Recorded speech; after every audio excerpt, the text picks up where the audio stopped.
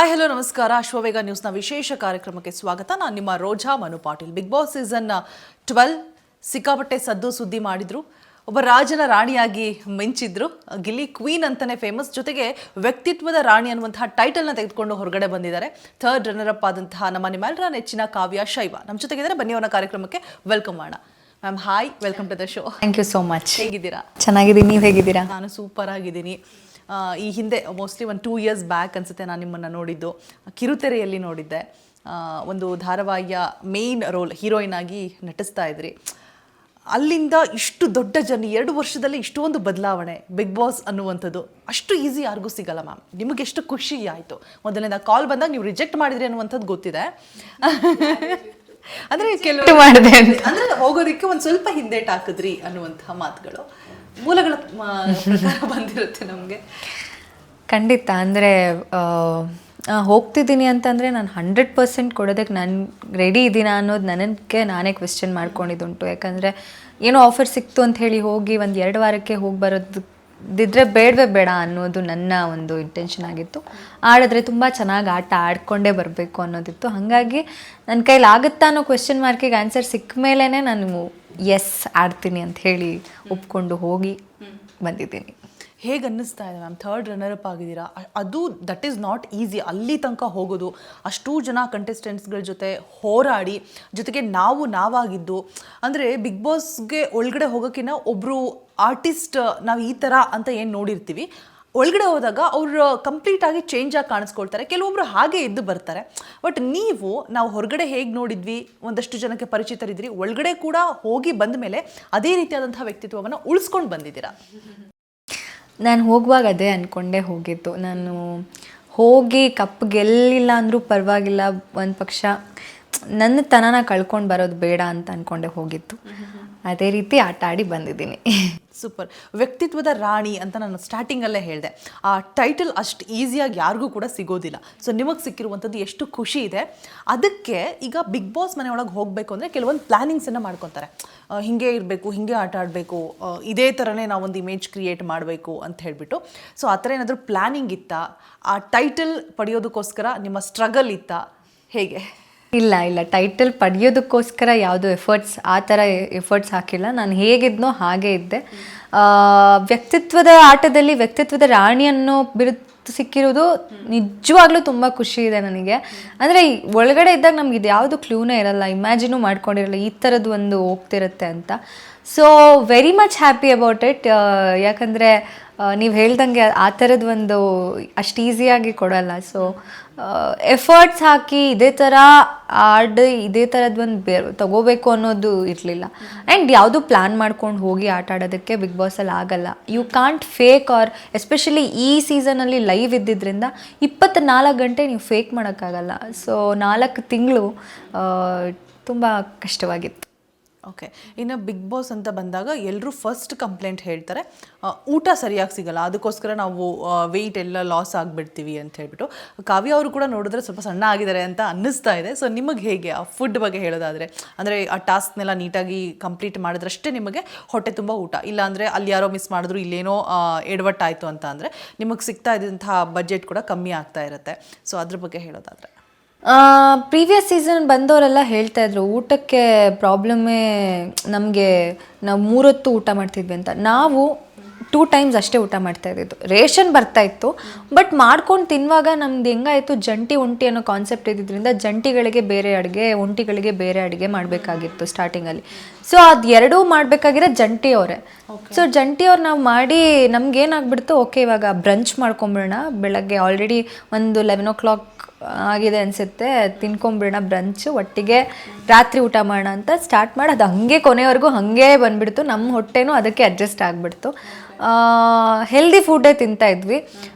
ಎಲ್ಲೋ ಕೆಲವೊಂದೊಂದು ವಾರಗಳಲ್ಲಿ ನಾವು ಅಡ್ಜಸ್ಟ್ ಮಾಡ್ಕೋಬೇಕಾಗಿ ಬರ್ತಾಯಿತ್ತು. ಇಲ್ಲ ಅಂದರೆ ಊಟಕ್ಕೇನೂ ಕಮ್ಮಿ ಇರಲಿಲ್ಲ. ಅಂದರೆ ಲಕ್ಸುರಿಯಸ್ ಆಗಿ ಕೊಡ್ತಿರ್ಲಿಲ್ಲ, ಹೊಟ್ಟೆ ತುಂಬ ಅಂತೂ ಊಟ ಸಿಗ್ತಾಯಿತ್ತು. ಸೂಪರ್. ಇನ್ನು ಇಷ್ಟೂ ಜನ ಕಂಟೆಸ್ಟೆಂಟ್ಸ್ಗಳಲ್ಲಿ ಕಾವ್ಯನ ಹೆಸರು ಜಾಸ್ತಿ ಕೇಳ್ಪಡ್ತಾ ಇದ್ದಿದ್ದು ಗಿಲ್ಲಿಯ ಜೊತೆ. ಅಂದರೆ ಗೊತ್ತಿಲ್ಲ ಅದು ಯಾಕೆ ಅಂತ ಹೇಳ್ಬಿಟ್ಟು ಪ್ರತಿ ಸೀಸನಲ್ಲೂ ಕೂಡ ಒಂದು ರೀತಿಯಾಗಿ ಲವ್ ಬರ್ಡ್ಸ್ ಅಂತ ಹೇಳ್ಬೋದು, ಅಥವಾ ಒಂದು ಫ್ರೆಂಡ್ಶಿಪ್, ಅಥವಾ ಕಂಫರ್ಟೇಬಲ್ ಝೋನ್ ಅಂತ ಹೇಳ್ಬಿಟ್ಟು ಯಾರೋ ಒಬ್ಬರ ಜೊತೆ ಚೆನ್ನಾಗಿರ್ತೀವಿ ನಾವು, ನಮ್ಮ ಕಷ್ಟ ಸುಖಗಳನ್ನು ಹೇಳ್ಕೊತಾ ಇರ್ತೀವಿ. ಸೊ ಹಾಗೆ ಕಾವ್ಯನ ಅತಿ ಹೆಚ್ಚಾಗಿ ಕೇಳಿ ಬಂದಿದ್ದು ಗಿಲ್ಲಿ ಅವರ ಜೊತೆ. ಸೊ ಅವ್ರ ಬಗ್ಗೆ ಗೆದ್ದಿದ್ದಾರೆ, ಕಪ್ಪನ ಗೆದ್ದಿದ್ದಾರೆ. ಆಲ್ಮೋಸ್ಟ್ ಅವ್ರು ಗೆಲ್ಲೋಕ್ಕಿಂತ ಮುಂಚೆನೇ ಹೊರಗಡೆ ಸೆಲೆಬ್ರೇಷನ್ಸ್ ಸ್ಟಾರ್ಟ್ ಆಗಿತ್ತು, ಗಿಲ್ಲಿನೇ ಗೆಲ್ಲೋದು ಪಕ್ಕ ಅಂತ ಹೇಳ್ಬಿಟ್ಟು. ತುಂಬ ಖುಷಿ ಇದೆ. ಆ್ಯಸ್ ಅ ಫ್ರೆಂಡ್, ನನ್ನ ಫ್ರೆಂಡ್ ಇವತ್ತು ಅಷ್ಟು ಜನರು ಪ್ರೀತಿ ಸಂಪಾದಿಸಿದ್ದಾನೆ, ಅಷ್ಟು ಜನರು ಸಪೋರ್ಟ್ ಅವ್ರ ಪ್ರೀತಿ ಸಿಕ್ಕಿದೆ, ಅಷ್ಟು ಜನ ಅಷ್ಟು ಕ್ರೇಜ್ ಇದೆ ಅವನಿಗೆ ಅಂತಂದಾಗ ಅದನ್ನೆಲ್ಲ ನೋಡಿ ನನಗೂ ತುಂಬ ಖುಷಿ ಆಯಿತು. ನಾನೇ ಗೆದ್ದಷ್ಟು ಖುಷಿ ಆಯಿತು. ಸೊ ಖುಷಿ ಇದೆ. ಸೂಪರ್. ಈಗ ಈ ವಿಚಾರ ನಿಮಗೆ ಗೊತ್ತಿದೆಯೋ ಇಲ್ವೋ ನನಗೆ ಗೊತ್ತಿಲ್ಲ, ಬಟ್ ಸೋಷಿಯಲ್ ಮೀಡಿಯಾದಲ್ಲಿ ಸಿಕ್ಕಾಪಟ್ಟೆ ವೈರಲ್ ಆಗ್ತಾ ಇದೆ ಮ್ಯಾಮ್. ಏನಂತ ಹೇಳಿದ್ರೆ, ಬೇಲೂರಲ್ಲಿ ಒಂದು ನಾಗೇಶ್ವರ ಅಂತ ಒಂದು ದೇವಸ್ಥಾನ ಇದೆ, ತುಂಬ ಪ್ರಸಿದ್ಧಿ ಪಡ್ಕೊಂಡಿರುವಂಥ ಟೆಂಪಲ್ ಅದು. ಅಲ್ಲಿಗೆ ಗಿಲ್ಲಿ ಮತ್ತು ನಿಮ್ಮ ಫ್ಯಾನ್ ಒಬ್ಬರು ಹೋಗ್ಬಿಟ್ಟು ಏಪ್ರಿಲ್ ನೀವು ಹುಟ್ಟಿದ ದಿನಾಂಕ, ಅದು 2 ಮಂತನ್ನ ಮತ್ತು ನಿಮ್ಮ ರಾಶಿ ಭವಿಷ್ಯ ಏನಿದೆ ಅದನ್ನೆಲ್ಲವನ್ನು ಕೂಡ ಇಟ್ಟು ಹಣ್ಣು ಕಾಯಿ ಮಾಡಿಸ್ಬಿಟ್ಟು ನಿಮ್ಮಿಬ್ಬರಿಗೂ ಕೂಡ ಬೇಗ ಕಂಕಣ ಭಾಗ್ಯ ಕೂಡು ಬರಲಿ ಅಂತೇಳ್ಬಿಟ್ಟು ಪೂಜೆ ಮಾಡಿಸಿ. ಇದು ಯಾವುದೋ ನನಗೆ ವಿಷಯನೇ ಗೊತ್ತಿಲ್ವೇ. ಅದು ಸಿಕ್ಕಾಪಟ್ಟೆ ವೈರಲ್ ಆಗ್ತಾ ಇದೆ ಸೋಷಿಯಲ್ ಮೀಡಿಯಾದಲ್ಲಿ. ಸೊ ಅಭಿಮಾನಿಗೆ ಏನು ಹೇಳಕ್ಕೆ ಇಷ್ಟಪಡ್ತೀರಾ? ಅಂದರೆ ಅವರು ಆ ಥರ ನಿಮ್ಮನ್ನು ನೋಡ್ಲಿಕ್ಕೆ ಇಷ್ಟಪಡ್ತಾ ಇದ್ದಾರೆ. ಆ್ಯಸ್ ಅ ಫ್ರೆಂಡ್ ಅಂತ ಕೆಲವು ನಮಗೆಲ್ಲ ನೋಡಿದವ್ರಿಗೆ ಗೊತ್ತಿರುತ್ತೆ, ಬಟ್ ಅಭಿಮಾನಿಗಳು ಆಲ್ರೆಡಿ ನೀವು ಹೊರಗಡೆ ನೋಡಿದಾಗಲೂ ಕಟೌಟ್ಸ್ ಎಲ್ಲ ನೋಡಿದ್ರಿ, ಹೇಗಿತ್ತು ಅಂತ ನಿಮ್ಮ ಒಪಿನಿಯನ್? ನನಗೆ ನಾನು ಅವನನ್ನು ಆ ಪರ್ಸ್ಪೆಕ್ಟಿವಲ್ಲಿ ನೋಡೇ ಇಲ್ಲ. ಅಂದರೆ ಒಂದು ಫ್ರೆಂಡ್ ಆಗಿ ಒಂದು ಜೆನ್ಯೂನ್ ಅದೊಂದು ಬಾಂಡ್ ಕ್ರಿಯೇಟ್ ಆಗಿದೆ ಬಿಟ್ಟರೆ, ಆ ಒಂದು ಪರ್ಸ್ಪೆಕ್ಟಿವಲ್ಲಿ ಒಂದು ಮದುವೆ ಆಗಬೇಕು ಅನ್ನೋ ಒಂದು ಪರ್ಸ್ಪೆಕ್ಟಿವಲ್ಲಿ ಗಿಲ್ಲಿ ನಾನು ನೋಡಲೇ ಇಲ್ಲ. ಒಂದು ಯಾಕಂದರೆ I am not ready mentally. ನಾನು ಮದುವೆ ರಿಲೇಷನ್ಶಿಪ್ಸು ಇದಕ್ಕೆ right now I am not ready. So ನಾನು ಗಿಲ್ಲಿನ ಆ ಪರ್ಸ್ಪೆಕ್ಟಿವಲ್ಲಿ ನೋಡೇ ಇಲ್ಲ. ಹಾಗಿದ್ದಾಗ ಆ ಒಂದು ಪ್ಯೂರ್ ಫ್ರೆಂಡ್ಶಿಪ್ ಏನಿದೆ ಅದು ಹಾಗೆ ಇರಲಿ ಅಲ್ವಾ. ಜನರು ಅಷ್ಟು ಕ್ರೇಜ್, ಅಷ್ಟು ಹುಚ್ಚುತನ ಬೇಡ ಅಂತ ಅನ್ಸುತ್ತೆ ನನಗೆ. ಈ ಜನ ನೆನ್ನೆ ಗಿಲ್ಲಿಯವ್ರನ್ನ ಮಾತನಾಡಿಸಿದಾಗಲೂ ಕೂಡ ಅವ್ರು ಅದೇ ಹೇಳ್ತಾ ಇದ್ರು, ಇಲ್ಲ ಕಾವ್ಯ ನಂಗೊಬ್ಬ ಒಳ್ಳೆ ಸ್ನೇಹಿತೆ ಅಂತ ಹೇಳ್ಬಿಟ್ಟು. ನಾನು ನೆಕ್ಸ್ಟ್ ಕ್ವೆಶನ್ ಅರೈಸ್ ಮಾಡೋ ಅಷ್ಟರಲ್ಲಿ ಅವ್ರು ನನಗೆ ಮಿಸ್ ಆಗಿಬಿಟ್ರು. ಏನಂತಂದರೆ, ಮತ್ತೆ ಯಾಕೆ ಬಿಗ್ ಬಾಸ್ ಮನೆ ಒಳಗಡೆ I love you Kavya, I love you Kavya ಎಷ್ಟು ಸರ್ತಿ ಹೇಳಿದಾರೋ ಅದು ಕೌನ್ಸೇ ಇಲ್ಲ. ಅಷ್ಟು ನಮಗೆಲ್ಲ ನೋಡಿದವ್ರಿಗೆ ವಾವ್, ಇವ್ರು ರಿಯಲ್ ಆಗೋ ಜೋಡಿ ಆದರೆ ಚೆನ್ನಾಗಿರುತ್ತಾ ಅಂತ ಅದು ಎಂಟರ್ಟೈನ್ ಮಾಡ್ತಾ ಇದ್ರಲ್ಲ, ಆಗ ಅನ್ನಿಸ್ತಾ ಇತ್ತು. ಸೊ ನಿಮ್ಮ ಫ್ರೆಂಡ್ಶಿಪ್ ಹೀಗೆ ಇರಲಿ ಅಂತ ಹೇಳ್ತಾ, ಇದೇ ಥರ ನಾವು ಇನ್ನೊಂದು ಪೇರ್ನ ನೋಡಿದ್ವಿ, ರಾಶಿಕಾ ಹಾಗೆ ಸೂರಜ್ ಅವರು. ಸೊ ಏನಾಗುತ್ತೆ ಅಂತ ಹೇಳಿದ್ರೆ ಕಾವ್ಯ ಅವರೇ, ಹೊರಗಡೆ ನೋಡಿದಾಗ ಸೊ ಗೇಮ್ ಪ್ಲಾನಿಂಗ್ ನಡೆಯುತ್ತಾ? ಬಿಕಾಸ್ ಈ ರೀತಿ ಆಟ ಆಡಿದ್ರೆ ಉಳ್ಕೊಳ್ಬೋದು ಅನ್ನುವಂಥ ಸ್ಟ್ರಾಟಜಿ ಏನಾದರೂ ಪ್ಲೇ ಮಾಡ್ತಾರಾ ಅಂತ ಹೊರಗಡೆ ಜನಕ್ಕೆ ಅನಿಸುವಂಥ ಅಭಿಪ್ರಾಯ, ನೀವೇನು ಹೇಳ್ತೀರಾ? ಆ ಥರ ಅನಿಸಿದ್ದಿದ್ರೆ ನಾನು ಯಾಕೆ ಇವಾಗ ಗಿಲ್ಲಿಯಿಂದ ನನ್ನ ಗೇಮ್ ಎಫೆಕ್ಟ್ ಆಗ್ತಿದೆ ಅಂತಂದಾಗ ನಾನು ಯಾಕೆ ಅಲರ್ಟ್ ಆಗ್ತಾಯಿದ್ದೆ? ಐ ವುಡ್ ಹ್ಯಾವ್ ಕಂಟಿನ್ಯೂಡ್, ಅದನ್ನೇ ಕಂಟಿನ್ಯೂ ಮಾಡ್ತಾ ಇದ್ನಲ್ಲ. ಆ ಥರ ಈ ಗೇಮ್ ಪ್ಲಾನ್ ಮಾಡಿ ನೀವು ಆಟ ಆಡೋಕ್ಕಾಗಲ್ಲ. ಅದು ಆರ್ಗ್ಯಾನಿಕ್ಕಾಗಿ ಏನು ಬಾಂಡ್ ಬಿಲ್ಡ್ ಆಗುತ್ತೆ, ಆರ್ಗ್ಯಾನಿಕ್ಕಾಗಿ ಏನು ಫ್ರೆಂಡ್ಶಿಪ್ ಕ್ರಿಯೇಟ್ ಆಗುತ್ತೆ, ಅದು ಹಾಗೆ ಆಗಿಬಿಡುತ್ತೆ. ಸೊ ಗೇಮ್ಗೋಸ್ಕರ ನಾವು ಮಾಡ್ತಿದ್ದೀವಿ ಅಂದರೆ ಸಿಕ್ಕಾಕೊಂಡ್ಬಿಡ್ತಾರೆ. ಅಂದರೆ ಗೊತ್ತಾಗ್ಬಿಡುತ್ತೆ ಒಂದು ಪಾಯಿಂಟಲ್ಲಿ, ಆಡಿಯನ್ಸ್ ಫೂಲ್ಸ್ ಎಲ್ಲ. ನೀವು ನಾಟಕ ಮಾಡಿದ್ರೆ ಗೊತ್ತಾಗುತ್ತೆ, ಜೆನ್ಯೂನಾಗಿದ್ದರೆ ಪ್ರತಿಯೊಂದು ಗೊತ್ತಾಗ್ಬಿಡುತ್ತೆ. ಅಷ್ಟು ಝೂಮಲ್ಲಿ ಇರ್ತೀವಿ ನಾವು. ಸೊ ನಾಟಕ ಮಾಡೋಕ್ಕಾಗಲ್ಲ. ಬಟ್ ಕೆಲವರು ಕಮೆಂಟ್ಸಲ್ಲಿ ಹೇಳೋದು, ಮೊನ್ನೆ ರೀಸೆಂಟಾಗಿ ಲಾಸ್ಟ್ ಫಿನಾಲೆ ನಿಯರ್ ಬಂದಾಗ ಲಾಸ್ಟ್ ವೀಕಲ್ಲಿ ನೀವು ಗಿಲ್ಲಿ ಅವರಿಗೆ, ಎಲ್ಲರೂ ಕೂಡ ಗಿಲ್ಲಿ ಅವರಿಗೆ ಅಂದರೆ ನೆಗೆಟಿವ್ ಏನಿದೆ ಗಿಲ್ಲಿದು ಅದನ್ನು ಹೇಳಿದಂಥ ಸಂದರ್ಭದಲ್ಲಿ, ಕಾವ್ಯ ಕೂಡ ಇಷ್ಟು ದಿನ ಗಿಲ್ಲಿ ಜೊತೆಗೆ ಬಂದುಬಿಟ್ಟು ಈಗ ಗಿಲ್ಲಿಗೆ ಟಾಂಗ್ ಹೊಡಿತಾ ಇದ್ದಾರೆ, ಗಿಲ್ಲಿ ನೆಗೆಟಿವ್ಸ್ನ ಹೇಳ್ತಾ ಇದ್ದಾರೆ ಅಂತೇಳ್ಬಿಟ್ಟು ಒಂದಷ್ಟು ಜನ ಮಾತಾಡ್ತಾ ಇದ್ದಾರೆ. ಅಂದರೆ ಇಷ್ಟು ದಿನ ಸಪೋರ್ಟ್ ತೊಗೊಂಡು ಎಂಡಲ್ಲಿ ಕೈ ಬಿಟ್ಟರು ಅಂತ. ಯಾವುದು ನೆಗೆಟಿವ್ ಏನು ಹೇಳಿದ್ದೀನಿ ನನಗೆ ನೆನಪಾಗ್ತಿಲ್ಲ. ಈ ಏನು ವ್ಯಾಕ್ಸ್ ಮಾಡೋ ಟೈಮಲ್ಲಿ ಇಲ್ಲ, ಅದು ಏನು ಸಿಟ್ಟಿದೆ ನೀವು ಇಷ್ಟು ದಿನ ತೀರಿಸ್ಕೊಳಕ್ಕಾಗಿಲ್ಲ, ಅದನ್ನು ತೀರಿಸ್ಕೊಳ್ಳಿ ಅಂತ. ಈಗ ಒಂದು ಫ್ರೆಂಡ್ಶಿಪ್ಪಲ್ಲಿ ಜಗಳ ಆಗೋದೇ ಇಲ್ವಾ? ಒಂದು ಫ್ರೆಂಡ್ಶಿಪ್ಪಲ್ಲಿ ಮಿಸ್ಅಂಡರ್ಸ್ಟ್ಯಾಂಡಿಂಗ್ಸ್ ಆಗೋದೇ ಇಲ್ವಾ? ಅದೇ ರೀತಿ ನನಗೂ ಅವನಿಗೂ ಏನೊಂದು ಜಗಳ ಆಗಿರುತ್ತೆ. ಒಂದು ವಾಟ್ ಡು ದಿಸ್ ಸೇ, ಒಂದು ಕಾನ್ವರ್ಸೇಷನ್, ನೀನು ಹಿಂಗೆ ಮಾಡಿದ್ದೆ ತಗೋ ಅಂತ. ಇವಾಗ ಫ್ರೆಂಡಿಗೆ ನಾವು ರೇಕ್ಸಲ್ವಾ, ಅಥವಾ ವಾಟ್ ಎವರ್ ಆ ಥರದೊಂದು ಆ್ಯಕ್ಟಿವಿಟಿ ಕೊಟ್ಟಾಗ ಅವ್ನು ನನಗೆ ಹರ್ಟ್ ಮಾಡಿದ್ದನ್ನು ಹೇಳಿ ವ್ಯಾಕ್ಸ್ ಮಾಡಬೇಕಾಗಿತ್ತು. ಅದು ಹೆಂಗೆ ಅದು ನೆಗೆಟಿವ್ ಅಂತ ಆಗ್ಬಿಡುತ್ತೆ. ಪ್ರತಿ ಸಲ ಬರೀ ನಾವು ಪಾಸಿಟಿವ್ಸೇ ಹೇಳ್ಕೊಂಡು ಕೂತಾಗ ನೀನು ಫೇಕ್ ಮಾಡ್ತಿದ್ದೆ ಅಂತಲೇ ಆಗೋದು. When it comes to friendship ಏನೋ ಒಂದು ನೆಗೆಟಿವ್ ಆಗ್ತಿದೆ ಅಂದರೆ ಯು ಟೆಲ್ ಇಟ್. ನೋ, ಅದು ಹೇಳು, ಅವ್ನು ಕರೆಕ್ಟ್ ಮಾಡ್ಕೋತಾನೆ. ನೀನು ಸರಿಯಾಗೇ ಇದೆಯಾ ಅಂದಾಗ ನೀನು ಫೇಕ್ ಮಾಡ್ತಿದ್ಯಾ ಅಂತಲೇ ಆಗಲ್ವಾ ಅದು.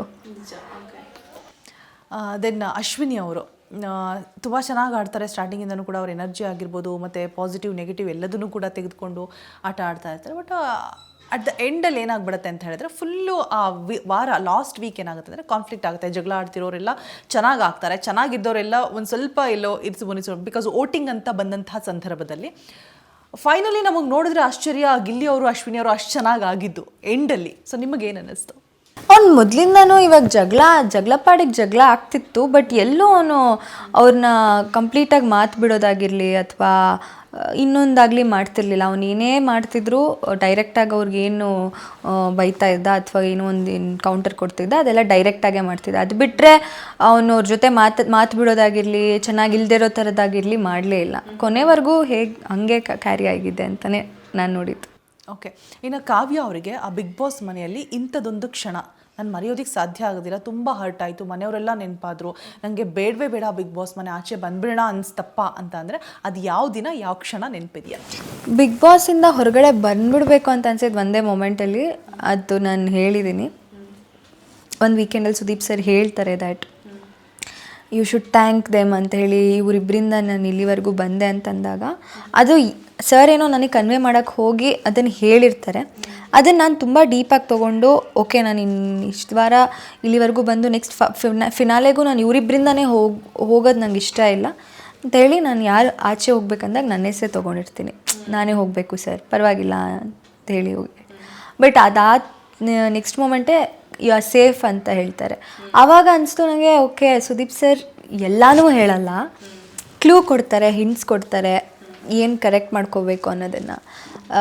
ಸೊ ಅಷ್ಟು ಜನ ವೋಟ್ ಹಾಕಿದ್ದಾರೆ ಅಂದರೆ ಅದು ಬಿಟ್ಟು ಏನೋ ಮಾಡಿದ್ದೀನಿ, ಅದಕ್ಕೆ ಉಳ್ಕೊಂಡಿದ್ದೀನಿ ಅಂತ ಉಳ್ಕೊಂಡು ನನ್ನ ಮೈಂಡ್ಸೆಟ್ ಚೇಂಜ್ ಮಾಡ್ಕೊಂಡಿರೋದುಂಟು. ಅದು ಒಂದು ಪಾಯಿಂಟ್ ಬಿಟ್ಟರೆ ಎಲ್ಲೂ ನನಗೆ ಇಲ್ಲಿಂದ ಹೋಗಬೇಕಪ್ಪ ಅಂತ ಅನಿಸಿಲ್ಲ ಯಾವತ್ತು. ಓಕೆ, ಇನ್ನು ಆ ಬಿಗ್ ಬಾಸ್ ಮನೆಯಲ್ಲಿ ಕಲ್ತಿರುವಂತಹ ಪಾಠ ಸುದೀಪ್ ಸರ್ ನೀವೇ ಹೇಳಿದ್ರಿ ಸೂಕ್ಷ್ಮವಾಗಿ ವಿಚಾರಗಳನ್ನು ತಲುಪಿಸುವಂಥ ಕೆಲಸವನ್ನು ಮಾಡ್ತಾರೆ ಅಂತ ಬಿಟ್ಟು. ಸೊ ಅವ್ರು ಹೇಳಿದ ಮಾತುಗಳನ್ನು ತಿದ್ಕೊಂಡು ನಡೆದಿರೋರು ಸಾಕಷ್ಟು ಜನ ಇದ್ದಾರೆ. ಈಗಲೂ ಕೂಡ ಅದನ್ನು ಈ ಹಿಂದಿನ ಕಂಟೆಸ್ಟೆಂಟ್ಸ್ಗಳು ಹೇಳ್ತಾರೆ ಕೂಡ ಎಷ್ಟೋ ವೇದಿಕೆ ಮೇಲೆ. ಸೊ ನೀವು ಸುದೀಪ್ ಸರಿಂದ ಕಲಿತಂತಹ ಪಾಠ, ಬಿಗ್ ಬಾಸ್ ಮನೆಯಿಂದ ಕಲಿತಂತಹ ಬಿಗ್ ಪಾಠ? ನಾನು ಹೇಳಿದ್ನಲ್ಲ, ಪ್ರತಿ ವಾರ ಕಲಿಯೋದಿತ್ತು. ಸುದೀಪ್ ಸರ್ ಬಂದು ಪ್ರತಿ ವಾರ ಒಂದು ಸಿಚುವೇಶನ್ಗೆ ಇನ್ನೊಂದು ಪರ್ಸ್ಪೆಕ್ಟಿವ್ ಕೊಟ್ಟಾಗ ಹೌದಲ್ವಾ ನಾವು ಆ ಥರದ್ದು ಯೋಚನೆ ಮಾಡಿರಲ್ಲ. ಸೊ ಪ್ರತಿ ವಾರ ಕಲ್ತಿರೋದುಂಟು, ಇದೇ ಅಂತ ಪರ್ಟಿಕ್ಯುಲರ್ ಹೇಳೋಕ್ಕಾಗಲ್ಲ, ಸಿಕ್ಕಾಪಟ್ಟೆ ಕಲ್ತಿದ್ದೀವಿ. ಅವ್ರು ಬಂದು ಪ್ರತಿ ಸಲ ಏನೋ ಒಂದು ಹೇಳಿದಾಗ ಪ್ರತಿಯೊಂದು ಕಲ್ತಿದ್ದೀವಿ. ನಾನು ಈ ವಿಚಾರ ಯಾಕೆ ಕೇಳ್ತಿದ್ದೀನಿ ಅಂತಂದರೆ ಇದು ತುಂಬ ಚರ್ಚೆ ಆಗ್ತಾಯಿತ್ತು, ನಿಮಗೆ ಸಂಬಂಧಪಟ್ಟಿಲ್ಲ ಬಟ್ ಬಿಗ್ ಬಾಸ್ ಮನೆಗೆ ಸಂಬಂಧಪಟ್ಟಿರುವಂತಹ ವಿಚಾರ. ರೀಸೆಂಟಾಗಿ ರಾಶಿಕಾ ಅವರು ಆಚೆ ಬಂದರು. ಸೊ ಧ್ರುವಂತ್ ಅವರು ಒಂದು ಹೇಳಿಕೆನ ಕೊಡ್ತಾರೆ. ಅಂದರೆ ರಾಶಿಕಾ ಅವ್ರಿಗೆ ತುಂಬ ಹರ್ಟ್ ಆಗುತ್ತೆ, ಅವರು ಆ ವೀಕ್ ಫುಲ್ ಅಪ್ಸೆಟ್ ಆಗಿರ್ತಾರೆ. ಏನಂತ ಹೇಳಿದ್ರೆ ಇವರು ಗೇಮ್ ಪ್ಲ್ಯಾನ್ ಮಾಡಿಕೊಂಡು ಫಸ್ಟು ಅಭಿಷೇಕ್ ಜೊತೆ ಚೆನ್ನಾಗಿದ್ರು, ಆಮೇಲೆ ನನ್ನ ಜೊತೆ ಚೆನ್ನಾಗಾದ್ರು, ಇವಾಗ ಸೂರಜ್ನ ಯೂಸ್ ಮಾಡ್ಕೋತಾ ಇದ್ದಾರೆ ಅಂತೇಳ್ಬಿಟ್ಟು ಅವರು ಬೆಲ್ಟು ಮತ್ತು ಸೆಂಟ್ನೆಲ್ಲ ಎತ್ತಿಟ್ಕೊಂಡಿರ್ತಾರೆ. ಅವರೇನೋ ಗೇಮು ಮತ್ತು ಅವ್ರು ಆಟ ಆಡಿಸ್ಬೇಕು ಅಂತ ಹೇಳಿ ಆ ಥರ ಮಾಡಿರ್ತಾರೆ. ಬಟ್ ಅದನ್ನು ನೆಗೆಟಿವ್ ಆಗಿ ಅವರು ಹೇಳ್ತಾರೆ. ಅಷ್ಟು ಓಪನ್ ಸ್ಟೇಜಲ್ಲಿ ಅಷ್ಟು ಕ್ಯಾಮ್ರಾಗಳಿರುತ್ತೆ, ಅದ್ರ ಮುಂದೆ ಒಬ್ಬ ಹುಡುಗಿಗೆ ಆ ರೀತಿಯಂತಹ ಹೇಳಿದಂಥ ಸಂದರ್ಭದಲ್ಲಿ ಅವ್ರಿಗೆ ಎಷ್ಟು ಹರ್ಟ್ ಆಗುತ್ತೆ. ಸೊ ನೀವು ಏನು ಹೇಳ್ತೀರಾ? ಇದ್ರ ಬಗ್ಗೆ ವಾಯ್ಸ್ ರೇಸ್ ಮಾಡಿದ್ದೆ ನಾನು. ಅಂದರೆ ನಾನು ರಾಶಿಗೆ ಹೇಳಿದಾಗ ನೀನು ಕೇಳು, ಏನಾದರೂ ಹೇಳಿಲ್ಲ ಅಂದರೆ ನನ್ನನ್ನು ಕರಿ, ನಾನು ಹೇಳ್ತೀನಿ, ಬಿಕಾಸ್ ಅವ್ರು ನನ್ನ ಮುಂದೆನೇ ಹೇಳಿದ್ದು ಅಂತ. ಅದ್ರ ಬಗ್ಗೆ ಡಿಸ್ಕಷನ್ಸ್ ಆಗಿದೆ, ಯಾರು ಸರಿ ಯಾರು ತಪ್ಪು ಅನ್ನೋದ್ರ ಬಗ್ಗೆ ವೀಕೆಂಡಲ್ಲಿ ಚರ್ಚೆ ಆಗಿದೆ. ಈಗ ಮತ್ತೆ ಅದ್ರ ಬಗ್ಗೆ ಮಾತಾಡೋದು ಬೇಡ ಅಂತ ಅನ್ಸುತ್ತೆ. Okay, fine. ಬಟ್ ರಾಶಿಕಾ ಅವರು ಅದರಿಂದ ತುಂಬ ಹರ್ಟ್ ಆಗಿದ್ರು. ಒಬ್ಬ ಹೆಣ್ಣಿನ ಮನಸ್ಥಿತಿ ಅನ್ನೋದು ತುಂಬ ಸೂಕ್ಷ್ಮವಾಗಿರುತ್ತೆ. ಮತ್ತು ಪ್ಯಾರೆಂಟ್ಸ್ ಎಲ್ಲ ನೋಡ್ತಾ ಇರ್ತಾರೆ ಬಿಗ್ ಬಾಸ್ನ. ಅದಾದಮೇಲೂ ಕೂಡ ಫೈನಲ್ಲಲ್ಲೂ ಅವರು ಒಂದು ಬಾಯ್ ಕೂಡ ಹೇಳೋದಿಲ್ಲ ರಾಶಿಕಾ ಅವರು, ಇವರು ಕೂಡ ಏನೂ ಮಾತನಾಡಿಸೋದಿಲ್ಲ. ಸೊ ಒಂದು ಬಿಗ್ ಬಾಸ್ ಮನೆ ಅಂತ ಅಂದಾಗ ಒಂದು ಫ್ಯಾಮಿಲಿ ಥರ ಇರುತ್ತೆ. ಏನೇ ಜಗಳಗಳಾದರೂ ಈಗ ಅಟ್ ದ ಎಂಡಲ್ಲಿ ಎಲ್ಲರೂ ಕೂಡ ಚೆನ್ನಾಗಿ ಆಗ್ಬಿಟ್ಟು ಆಚೆ ಬರ್ತೀವಿ. ಬಟ್ ಇವರಿಬ್ಬರು ಕೊನೆವರೆಗೂ ಸರಿನೇ ಆಗಲಿಲ್ಲ. ಸೊ ಆ ರೀತಿಯಾದಂತಹ ಬೇರೆ ಜೋಡಿಗಳು ನಿಮ್ಮ ಕಣ್ಣಿಗೆ ಕಾಣಿಸಿರೋದು ಉಂಟಾ?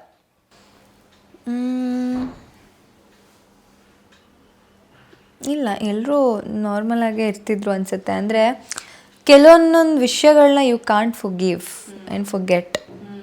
ಸೊ ಪ್ರಾಬಬ್ಲಿ ಅದು ಅವಳಿಗೆ ಎಫೆಕ್ಟ್ ಆಗಿದೆ, ಅದಕ್ಕೆ ಮಾತಾಡಿಲ್ಲ. ಓಕೆ, ಇನ್ನು ಫ್ಯಾಮಿಲಿ ರೌಂಡ್ ಅಂತ ಬಂದಾಗ ಕಾವ್ಯ ಅವರೇ ಅದನ್ನಂತೂ ಮರೆಯೋಕ್ಕಾಗೋದೇ ಇಲ್ಲ. ಬಿಕಾಸ್ ನಮಗೆ ನೋಡೋದಕ್ಕೆ ಒಂಥರ ಹಬ್ಬದ ಥರ ಫೀಲ್ ಆಗ್ತಾಯಿತ್ತು. ಅದರಲ್ಲೂ ನೀವು ಅಷ್ಟು ದಿನ ಬಿಟ್ಟಿದ್ಬಿಟ್ಟು ಅಟ್ ಎ ಟೈಮ್ ಫ್ಯಾಮಿಲಿ ಅಷ್ಟು ಜನ ಒಳಗಡೆ ಎಂಟರ್ ಆದಾಗ ನಿಮಗೆ ಹೇಗೆ ಫೀಲ್ ಆಯಿತು ಆ ಕ್ಷಣಗಳನ್ನು ಮೆಲ್ಕು ಹಾಕೋದಾದರೆ? ನನಗೆ family round it was not a nice experience. ಯಾಕಂದರೆ ತಪ್ಪಾಯಿತು, ತಪ್ಪಿಗೆ ಶಿಕ್ಷೆ ಆಯಿತು. ಸೊ ತುಂಬ ಬೇಜಾರಾದಂಥ ಒಂದು ವೀಕ್ ಅದು ನನಗೆ. ಅದಾದಮೇಲೆ I was completely down. Next ಏನು ಮಾಡಬೇಕು ಅನ್ನೋ ಒಂದು ಕನ್ಫ್ಯೂಷನಲ್ಲೇ ನನ್ನನ್ನು ಆ ವೀಕ್ ಆದಮೇಲೆ ಅದೇ ಕಂಟಿನ್ಯೂ ಆಗಿಬಿಡ್ತು. ಯಾ ಓಕೆ, ಇನ್ನು ಗಿಲ್ಲಿ ಅವ್ರಿಗೆ ಈಗ ಆಲ್ರೆಡಿ ಒಂದಷ್ಟು ಆಫರ್ಸ್ಗಳು, ಸಿನಿಮಾಗಳು ಏನೋ ಬುಕ್ಕಿಂಗ್ ನಡೀತಾ ಇದೆ, ಅಷ್ಟು ಬ್ಯುಸಿ ಆಗಿದ್ದಾರೆ. ಈ 2 ವರ್ಷದ ಹಿಂದೆ ಜಗ್ಗೇಶ್ ಅವ್ರು ಹೇಳಿದರು ಒಂದು ವೇದಿಕೆ ಮೇಲೆ, ಇವ್ರಿಗೆ 2 ಗನ್ಮ್ಯಾನ್ ಬೇಕು ಮುಂದೆ, ಆ ಮಟ್ಟಕ್ಕೆ ಈ ಹುಡುಗ ಬೆಳೀತಾನೆ ಅಂತ ಹೇಳ್ಬಿಟ್ಟು. ಅದು ನಿನ್ನೆ ಮೆರವಣಿಗೆ ಎಲ್ಲ ಆಯಿತು, ನಿಮ್ಮ ಗಮನಕ್ಕಿದೆ ಅಂತ ಭಾವಿಸ್ತೀನಿ. ಸೊ ಅದನ್ನೆಲ್ಲ ನೋಡಿದಾಗ ಒಬ್ಬ ಸ್ಟಾರ್ ಹೀರೋಗೂ ಕೂಡ ಆ ರೀತಿಯಾದಂಥ ಫ್ಯಾನ್ಸ್ ಇರ್ತಾರೋ ಇಲ್ವೋ ಗೊತ್ತಿಲ್ಲ, ಅಷ್ಟು ಈ ಬಿಗ್ ಬಾಸಿಂದ ಅವರು ಗಳಿಸಿರುವಂಥದ್ದು. ಅದ್ರ ಬಗ್ಗೆ ಹೇಳೋದಾದರೆ ತುಂಬ ಖುಷಿಯಾಗುತ್ತೆ. ನಾನು ಹೇಳಿದ್ನಲ್ಲ, ಆ್ಯಸ್ ಅ ಫ್ರೆಂಡ್ ಅವ್ನು ವಿನ್ ಆಗಿರೋದು, ಇಷ್ಟು ಜನರ ಪ್ರೀತಿ ಗಳಿಸಿರೋದು ನೋಡೋದಕ್ಕೆ ಒಂಥರ ಖುಷಿ. And he deserves it. ಅಂದರೆ ಸುಮ್ಮನೆ ಹೆಂಗೋ ಹಾಗೆ ಬಂದಿದ್ದಲ್ಲ, ಅವನು ಅದಕ್ಕೆ ತುಂಬ ಹಾರ್ಡ್ ವರ್ಕ್ ಮಾಡಿದ್ದಾನೆ. ಆಟನೂ ಕೂಡ ತುಂಬ ಚೆನ್ನಾಗಿ ಆಡಿದ್ದಾನೆ. So he deserves it. Okay, ಇನ್ನು ಕಾವ್ಯ ಅವರು ಬಿಗ್ ಬಾಸ್ ಆಯಿತು, ವಾಟ್ ನೆಕ್ಸ್ಟ್ ಅನ್ನುವಂಥದ್ದು ಪ್ರತಿಯೊಬ್ಬರಿಗೂ ಕಂಟೆಸ್ಟೆಂಟ್ಸ್ಗಳಿಗಿರುತ್ತೆ. ಎಷ್ಟೋ ಜನಕ್ಕೆ ಈಗ ಆಲ್ರೆಡಿ ಆಫರ್ಸ್ ಕೂಡ ಬರ್ತಾ ಇರುತ್ತೆ, ಸೀರಿಯಲ್ಲು, ಸಿನಿಮಾ ಅಂತ ಹೇಳಿಬಿಟ್ಟು. ಈಗ ಕೂಡ ಕಾವ್ಯ ಅವ್ರಿಗೆ ಯಾವುದೋ ಕಾಲ್ ಬಂದಿತ್ತು, ತೆಲುಗು ಸೀರಿಯಲ್ ಅವ್ರ cinema, I don't know, but Telugu ಅನ್ನೋದೊಂದು ಗೊತ್ತಾಯಿತು ನನಗೆ. ಮುಂದಿನ ಪ್ಲ್ಯಾನ್ ಏನು ಕಾವ್ಯ? ಗೊತ್ತಿಲ್ಲ ನನಗೂ. ಅಂದರೆ ಸದ್ಯಕ್ಕೆ ಸ್ವಲ್ಪ ಪಾಸ್ ಮಾಡಿದ್ದೀನಿ, ಸ್ವಲ್ಪ ಲೆಟ್ ಮೀ ಬ್ರೀದ್, ಸ್ವಲ್ಪ ಉಸಿರಾಡಿ ಡಿಸಿಷನ್ ತೊಗೊಳ್ತೀನಿ. ಬಟ್ ಆದಷ್ಟು ಬೇಗ ಒಂದೊಳ್ಳೆ ಪ್ರಾಜೆಕ್ಟ್ ಮಾಡ್ತೀನಿ. ಓಕೆ, ಇನ್ನು ನೀವು ಆಲ್ರೆಡಿ ಧಾರಾವಾಹಿ ಮುಖಾಂತರ ಮನೆ ಮಗಳಾಗಿದ್ರಿ, ಈಗ ಬಿಗ್ ಬಾಸ್ ಮುಖಾಂತರ ಒಂದಷ್ಟು ಅಭಿಮಾನಿಗಳನ್ನು ಸಂಪಾದನೆ ಮಾಡಿಬಿಟ್ಟು ಕರ್ನಾಟಕ ಜನತೆಯ ಮಗಳಾಗಿದ್ದೀರಾ. ಸೊ ಇನ್ನು ಮುಂದಿನ ಹೆಜ್ಜೆ ಬಹಳ ಸೂಕ್ಷ್ಮವಾಗಿಡಬೇಕಾಗತ್ತೆ. ಯಾವ ರೀತಿಯಾಗಿ ಎಂಟರ್ಟೈನ್ ಮಾಡ್ತೀರಾ, ಏನು ಎತ್ತ ಅನ್ನುವಂಥದ್ದು ಒಂದು ಗುರಿ ಅನ್ನೋದಿರುತ್ತೆ. ಈಗ ಬಿಗ್ ಬಾಸ್ ಹೋಗಿನ ಮುಂಚೆ ಇದ್ದಂತಹ ಆಲೋಚನೆಗಳು, ಅದಾದಮೇಲೆ ಇವಾಗಿರುವಂತಹ ಆಲೋಚನೆಗಳು, ಗುರಿ ಇದನ್ನೇ ಮಾಡಬೇಕಪ್ಪ, ಇದೇ ವೇಲ್ ಹೋಗಬೇಕಪ್ಪ ಅಂತ. ನಾನು ಬಿಗ್ ಬಾಸ್ಗೆ ಮುಂಚೆನೂ ಅಷ್ಟೇ, ಏನಾದರೂ ಸರಿ, ಹೆಂಗಾದರೂ ಸರಿ, ಏನೋ ಒಂದು ಮಾಡಿಬಿಡೋಣ ಅನ್ನೋದಿರಲಿಲ್ಲ ನನಗೆ. ಪ್ರತಿಯೊಂದು ಹೆಜ್ಜೆನೂ, ಪ್ರತಿಯೊಂದು ಇವಾಗ ಏನೋ ಒಂದು ಮಾಡಿ ಇದಾದಮೇಲೆ ನೆಕ್ಸ್ಟು ಇದಕ್ಕಿಂತ ಬೆಟ್ರಾಗಿ ಏನೋ ಮಾಡಬೇಕು ಅನ್ನೋದೇ ನನ್ನ ಒಂದು ಇಂಟೆನ್ಷನ್ನು. ಸೊ ನನ್ನ ಗ್ರಾಫ್ ನೋಡೋದು ಹಾಗೆ ಇದೆ, ಲೈಕ್ ಸ್ಮಾಲ್ ಕ್ಯಾರೆಕ್ಟರ್ಸ್ ಮಾಡ್ತಾ ಲೀಡ್ ಮಾಡಿ, ಆಮೇಲೆ ಸಿನಿಮಾ ಮಾಡಿ, ದೆನ್ ಬಿಗ್ ಬಾಸ್ನ ಎಕ್ಸ್ಪ್ಲೋರ್ ಮಾಡಿದ್ದೀನಿ. ಐ ಥಿಂಕ್ ಇದಕ್ಕಿಂತ ದೊಡ್ಡದಾಗಿ ಏನೋ ಒಂದು ಮಾಡಬೇಕು ಅನ್ನೋದೇ ಎಲ್ಲ. ಅಂದರೆ ಇರುತ್ತಲ್ವಾ ಲೈಫಲ್ಲಿ, ಇವಾಗೇನೋ ಮಾಡಿ ಇದಕ್ಕಿಂತ ದೊಡ್ಡದಾಗೇನೋ ಮಾಡಬೇಕು, ನನ್ನ ಗ್ರಾಫ್ ಹೋಗಬೇಕು ಮೇಲೆ ಅಂತ. ಸೊ ಅದ್ರ ತಕ್ಕಂತೆ ನನಗೆ ಬರೋ ಆಪರ್ಚುನಿಟೀಸಲ್ಲಿ ನನಗೆ ನನ್ನ ಕರಿಯರ್ ಗ್ರೋತಿಗೆ ಯಾವ್ದು ಹೆಲ್ಪ್ ಆಗುತ್ತೋ ಅದನ್ನು ಸೆಲೆಕ್ಟ್ ಮಾಡಿ ಮಾಡ್ಕೊಂಡು ಹೋಗ್ತೀನಿ. ಸೂಪರ್. ಇನ್ನು ನಾವು ಕಾವ್ಯನ ನೋಡಿದ್ದು ಹಳ್ಳಿ ಹುಡುಗಿ ಪಾತ್ರದಲ್ಲಿ ಹೆಚ್ಚಾಗಿ. ಈಗ ಹೇಗಿರುತ್ತೆ ಅಂತಂದರೆ, ಇತ್ತೀಚಿನ ದಿನಗಳಲ್ಲಿ ಗ್ಲಾಮರಸ್ ಕಾಣಿಸ್ಕೊಬೇಕು ಅನ್ನುವಂಥ ಆಸೆ ಪ್ರತಿಯೊಬ್ಬ ಹೆಣ್ಮಕ್ಳಿಗೂ ಕೂಡ ಇದ್ದೇ ಇರುತ್ತೆ. ನಾವು ಹಿಂದಿನ ಸೀರಿಯಲಲ್ಲೂ ಕೂಡ ನಾವು ಹಳ್ಳಿ ಹುಡುಗಿ ಪಾತ್ರದಲ್ಲೇ ನೀವು ಮಿಂಚಿದ್ರಿ. ಆ ಲಂಗಾದವಣಿ ಅದೆಲ್ಲ ವಂಡರ್ಫುಲ್ಲಾಗಿ ಕಾಣಿಸ್ತೀರಾ ಅದರಲ್ಲಂತೂ ನೀವು ಟ್ರೆಡಿಷ್ನಲ್ ಲುಕ್ಕಲ್ಲಿ. ಇನ್ನು ಕೊತ್ತಲವಾಡಿ ಸಿನಿಮಾದಲ್ಲೂ ಆಲ್ಮೋಸ್ಟ್ ಆಲ್ ಹಾಗೆ ಇತ್ತು. ಈಗ ನೆಕ್ಸ್ಟ್ ಪಾತ್ರಗಳನ್ನ ಯಾವ ರೀತಿ ಚೂಸ್ ಮಾಡಬೇಕು ಅನ್ನುವಂಥ ಮೆಂಟ್ಯಾಲಿಟಿ ಇದೆ ನಿಮಗೆ? ಪಾತ್ರಗಳು ಮತ್ತು ನನಗೆ ಇವಾಗ ಕತೆ ಕೇಳಿದಾಗ ಆ ಕ್ಯಾರೆಕ್ಟ್ರಲ್ಲಿ ನಾನು ಇದಕ್ಕೆ 100% ಕೊಡ್ಬೋದು, ಇದನ್ನು ನಾನು ಮಾಡ್ಬೋದು ಅಂತ ಅನಿಸೋ ಕ್ಯಾರೆಕ್ಟರ್ಸ್ನ ಖಂಡಿತವಾಗ್ಲೂ ಒಪ್ಕೊಂಡು ಮಾಡ್ತೀನಿ. ಸೂಪರ್. ಇವಾಗ ಸುಮ್ಮನೆ ನಾನೊಂದು ಏನಂತ ಹೇಳಿದ್ರೆ ಅಸಂಪ್ಷನ್ಸ್ ಅಂತಲೇ ತಿಳ್ಕೊಳ್ಳಿ. ಫಾರ್ ಎಕ್ಸಾಂಪಲ್ ಯಾವುದೋ ಒಂದು ಸಿನಿಮಾ ಬರುತ್ತೆ, ಸಿನಿಮಾದಲ್ಲಿ ನೀವೇ ಹೀರೋಯಿನ್ ಆಗಿರ್ತೀರ, ಗಿಲ್ಲಿನೇ ಹೀರೋ ಆಗಿರ್ತಾರೆ ಅಂತ ಅಂದರೆ ಒಪ್ಕೋತೀರಾ ಸಿನಿಮಾನ? ಖಂಡಿತ ಒಪ್ಕೋತೀನಿ. ಕತೆ ನನಗೆ ಆ ಕ್ಯಾರೆಕ್ಟರ್ನ ನಾನು ಪ್ಲೇ ಮಾಡಿ ನಾನು 100% ಅದಕ್ಕೆ ಕೊಡ್ಬೋದು, ಆ ಕ್ಯಾರೆಕ್ಟರ್ಗೆ ನಾನು ಜಸ್ಟಿಫೈ ಮಾಡ್ಬೋದು ಅಂದರೆ ಖಂಡಿತ ಒಪ್ಕೊಳ್ತೀನಿ. ಸೂಪರ್. ಇನ್ನು ಅಶ್ವಿನಿ ಅವರು, ಕಾವ್ಯ ಅವರು ಒಂದು ಹೇಳಿಕೆನ ಕೊಡ್ತಾರೆ. ಬಿಗ್ ಬಾಸ್ ಮುಗಿದು ಆಚೆ ಬಂದಂತಹ ಸಂದರ್ಭದಲ್ಲಿ ನಾವು ಗಿಲ್ಲಿ ಅವರ ಸ್ಟ್ರಗಲ್ಸ್ ನೋಡಿದ್ದೀವಿ. ಬಿಕಾಸ್ ನೋಡೋದಕ್ಕೆ ಅಲ್ಲೇ ಹೋಗ್ಬೇಕಂತೇನಿಲ್ಲ, ನಾನು ನೆನ್ನೆ ಅಲ್ಲಿ ಹೋದಾಗಲೂ ಕೂಡ ಅವ್ರ ಮನೆ ಆಗಿರ್ಬೋದು, ಆ ಹಳ್ಳಿ ವಾತಾವರಣ ಆಗಿರ್ಬೋದು ಗೊತ್ತಾಗುತ್ತೆ, ಒಬ್ಬ ಮಿಡಲ್ ಕ್ಲಾಸ್ ಹುಡುಗ ಅನ್ನುವಂಥದ್ದು. ಬಟ್ ಅಶ್ವಿನಿ ಅವ್ರು ಯಾಕೆ ಆ ಥರ ಮಾತು ಹೇಳಿದ್ರು ಅಂತ ಗೊತ್ತಿಲ್ಲ. ಅವ್ರೇನು ಬಡವ ಅಲ್ಲ, ಬಡವತರ ವೇಷ ಧರಿಸ್ಕೊಂಡು ಬಿಗ್ ಬಾಸ್ ಮನೇಲಿ ಇದ್ದರು, ವಿಶ್ವಾಸವನ್ನು ಗಳಿಸಿದ್ರು, ಜನರ ಪ್ರೀತಿಯನ್ನು ಗಳಿಸಿದ್ರು ಆಗ ಹೇಳ್ಕೊಂಡು ಅಂತೇಳ್ಬಿಟ್ಟು. ಅಂದರೆ ಗಿಲ್ಲಿ ಕಪ್ ಗೆದ್ದಿರೋತ್ತಿಗೆ ನನಗೆ ಬರಬೇಕಿತ್ತು, ನನಗೆ ತುಂಬ ವೋಟ್ಸ್ ಬಂದಿದೆ ಅನ್ನುವಂಥ ಹೇಳಿಕೆಯನ್ನು ಕೂಡ ಅಶ್ವಿನಿ ಅವರು ಕೊಟ್ಟಿದ್ದಾರೆ. ಕಂಪೇರ್ಡ್ ಟು ಅದರ್ಸ್, ಅಲ್ಲಿ ಬೇರೆ ಏನೋ ಆಗಿದೆ ಅನ್ನೋ ರೀತಿ ಹೇಳಿಕೆ. ಸೊ ಇದಕ್ಕೆ ನಿಮ್ಮ ರಿಯಾಕ್ಷನ್ ಏನು? ಅದೇ ಇವಾಗ ಗಿಲ್ಲಿ ನಾನು ಆ ಶೋ ಅಲ್ಲಿ ಮಾಡಿದ್ರಿಂದ ಎಲ್ಲೂ ಅವನು ನಾನು ಬಡವ ಆ ಥರದ್ದು ಎಲ್ಲೂ ಅವನು ಪದೇ ಅದನ್ನು ಹೇಳಿ ಅದನ್ನು ರಿಜಿಸ್ಟ್ರ್ ಮಾಡಬೇಕು, ಅದರಿಂದ ನಂಗೆ ಯೂಸ್ ಆಗುತ್ತೆ ಅನ್ನೋ ಥರದ್ದು ಅವನು ಆಡಿಲ್ಲ. ಬಡವ ಅಂತ ಅವನು ಹೇಳ್ಕೊಂಡೇ ಇಲ್ಲ. ಬಟ್ ಆ ಸತ್ಯ ಸುಳ್ಳಾಗಲ್ಲ ಅಲ್ವಾ? ಅಂದರೆ ಅವನ ಸ್ಟ್ರಗಲ್ಸ್ ನಿಜಾನೇ, ಹೇಳ್ಕೊಂಡಿಲ್ಲ ಅದನ್ನು, ಬಟ್ ದಟ್ ಈಸ್ ಟ್ರೂತ್. ಅದು ಬಿಟ್ಟು ಇವಾಗ ಟ್ಯಾಲೆಂಟ್ ಇಲ್ಲ ಅಂತಂದರೆ ಬಡವರಾಗಿರಲಿ ಶ್ರೀಮಂತರಾಗಿರಲಿ ಲೈಕ್ ಅದು ಯಾವುದೂ ಮ್ಯಾಟ್ರೇ ಆಗಲ್ಲ. ಟ್ಯಾಲೆಂಟ್ ಇರಬೇಕು. ಆ ಟ್ಯಾಲೆಂಟಿಂದಾನೇ ಅವನು ಇಷ್ಟು ದೂರ ಬಂದಿದ್ದಾನೆ ಅಂತ ಅನ್ಕೊತೀನಿ. ಸೂಪರ್. ರಾಜ್ಬಿ ಶೆಟ್ಟಿ ಅವರು ರೀಸೆಂಟಾಗಿ ಇದೇ ಮಾತನ್ನು ಹೇಳಿದ್ರು, ಅನುಶ್ರೀ ಅವರ ಒಂದು ರಿಯಾಲಿಟಿ ಶೋ ವೇದಿಕೆ ಮೇಲೆ, ಬಡವ ಶ್ರೀಮಂತ ಅನ್ನೋದು ಮುಖ್ಯ ಆಗಲ್ಲ, ಟ್ಯಾಲೆಂಟ್ ಈಸ್ ಇಂಪಾರ್ಟೆಂಟ್ ಅಂತ ಹೇಳ್ಬಿಟ್ಟು. ಓಕೆ, ದೆನ್ ಬಿಗ್ ಬಾಸ್ ಅನ್ನುವಂಥದ್ದು ದೊಡ್ಡ ವೇದಿಕೆ, ಅದರಿಂದ ಎಷ್ಟೋ ಜನರಿಗೆ ಆರ್ಟಿಸ್ಟ್ಗಳಿಗೆ ಜನಪ್ರಿಯತೆ ಸಿಕ್ಕಿರೋದಿಲ್ಲ. ಈಗ ನಿಮಗೆ ಧಾರಾವಾಹಿ ಆ್ಯಂಡ್ ಕೊತ್ತಲವಾಡಿ ಸಿನಿಮಾಗೆ ಕಂಪೇರ್ ಮಾಡಿದ್ರೆ ಅದಕ್ಕಿಂತ ನೀವು ಹೇಳಿದ್ರಿ ಗ್ರಾಫ್ನ ಏರಿಸೋದಕ್ಕೆ ಇಷ್ಟಪಡ್ತೀನಿ ಅಂತ. ನನ್ನ ಲೆಕ್ಕದಲ್ಲಿ ಅದೆರಡಕ್ಕೂ ಕಂಪೇರ್ ಮಾಡಿದ್ರೆ ಇಲ್ಲಿ ನಿಮ್ಮ ಗ್ರಾಫ್ ತುಂಬಾ ಏರಿದೆ. ಹೌದು, ಅದ್ರ ಬಗ್ಗೆ ಹೇಳೋದು ತುಂಬ ಖುಷಿ ಇದೆ. ನಾನು ಅದನ್ನೇ ಹೇಳಿದ್ನಲ್ಲ, ಈಗ ಬಿಗ್ ಬಾಸಿಗೆ ಹೋಗ್ತಿದ್ದೀನಿ ಅಂದಾಗ ನಮ್ಗೆ ಒಳಗಡೆ ಅಭಿಮಾನಿಗಳನ್ನ ಕರೆಸಿ ಒಂದು ವೀಕಲ್ಲಿ ಅವ್ರು ಬಂದು ನಮಗೆ ಚೇರ್ ಮಾಡೋದಾಗಿರಲಿ, ಮಾತಾಡ್ಸೋದಾಗಲಿ, ಅದು ಮಾಡಿದಾಗ ಆ ಸೌಂಡು, ಅವ್ರೇನು ನಮ್ಮ ಹೆಸರು ಕರಿತಿರ್ತಾರೆ ಅದನ್ನು ಕೇಳಿದಾಗಲೇ ಒಂಥರ ಮನಸ್ಸಿಗೆ ಎಷ್ಟು ಖುಷಿ ಆಗುತ್ತೆ ಅಂದರೆ ನಾವು ಆಲ್ರೆಡಿ ಗೆದ್ದಿದ್ದೀವಿ ಅನ್ನೋ ಥರ ಫೀಲ್ ಕೊಡ್ತಾರೆ. ಸೊ ನಾನು ಅವಾಗ ಅದನ್ನೇ ಹೇಳ್ತೀನಿ, ಇದಕ್ಕೆ ನಾನು ಬಂದಿದ್ದು ಬಿಗ್ ಬಾಸಿಗೆ. This is what every artist, ಎಲ್ಲ ಆರ್ಟಿಸ್ಟ್ಗಳಿಗೂ ಅದೊಂಥರ ಖುಷಿ ಆಗುತ್ತೆ. ಅದನ್ನು ಕೇಳೋಕ್ಕೆ ನೋಡೋದಕ್ಕೇ ಒಂಥರ ಖುಷಿ, ಜನರು ಪ್ರೀತಿನ. ಯಾಕಂದರೆ ಅವ್ರಿಗೆ ಯಾವುದೇ ರೀತಿ ಕನೆಕ್ಷನೇ ಇರಲ್ಲ, ನಾವು ಯಾರು ಅನ್ನೋದು ಅವ್ರಿಗೆ ಗೊತ್ತಿರಲ್ಲ.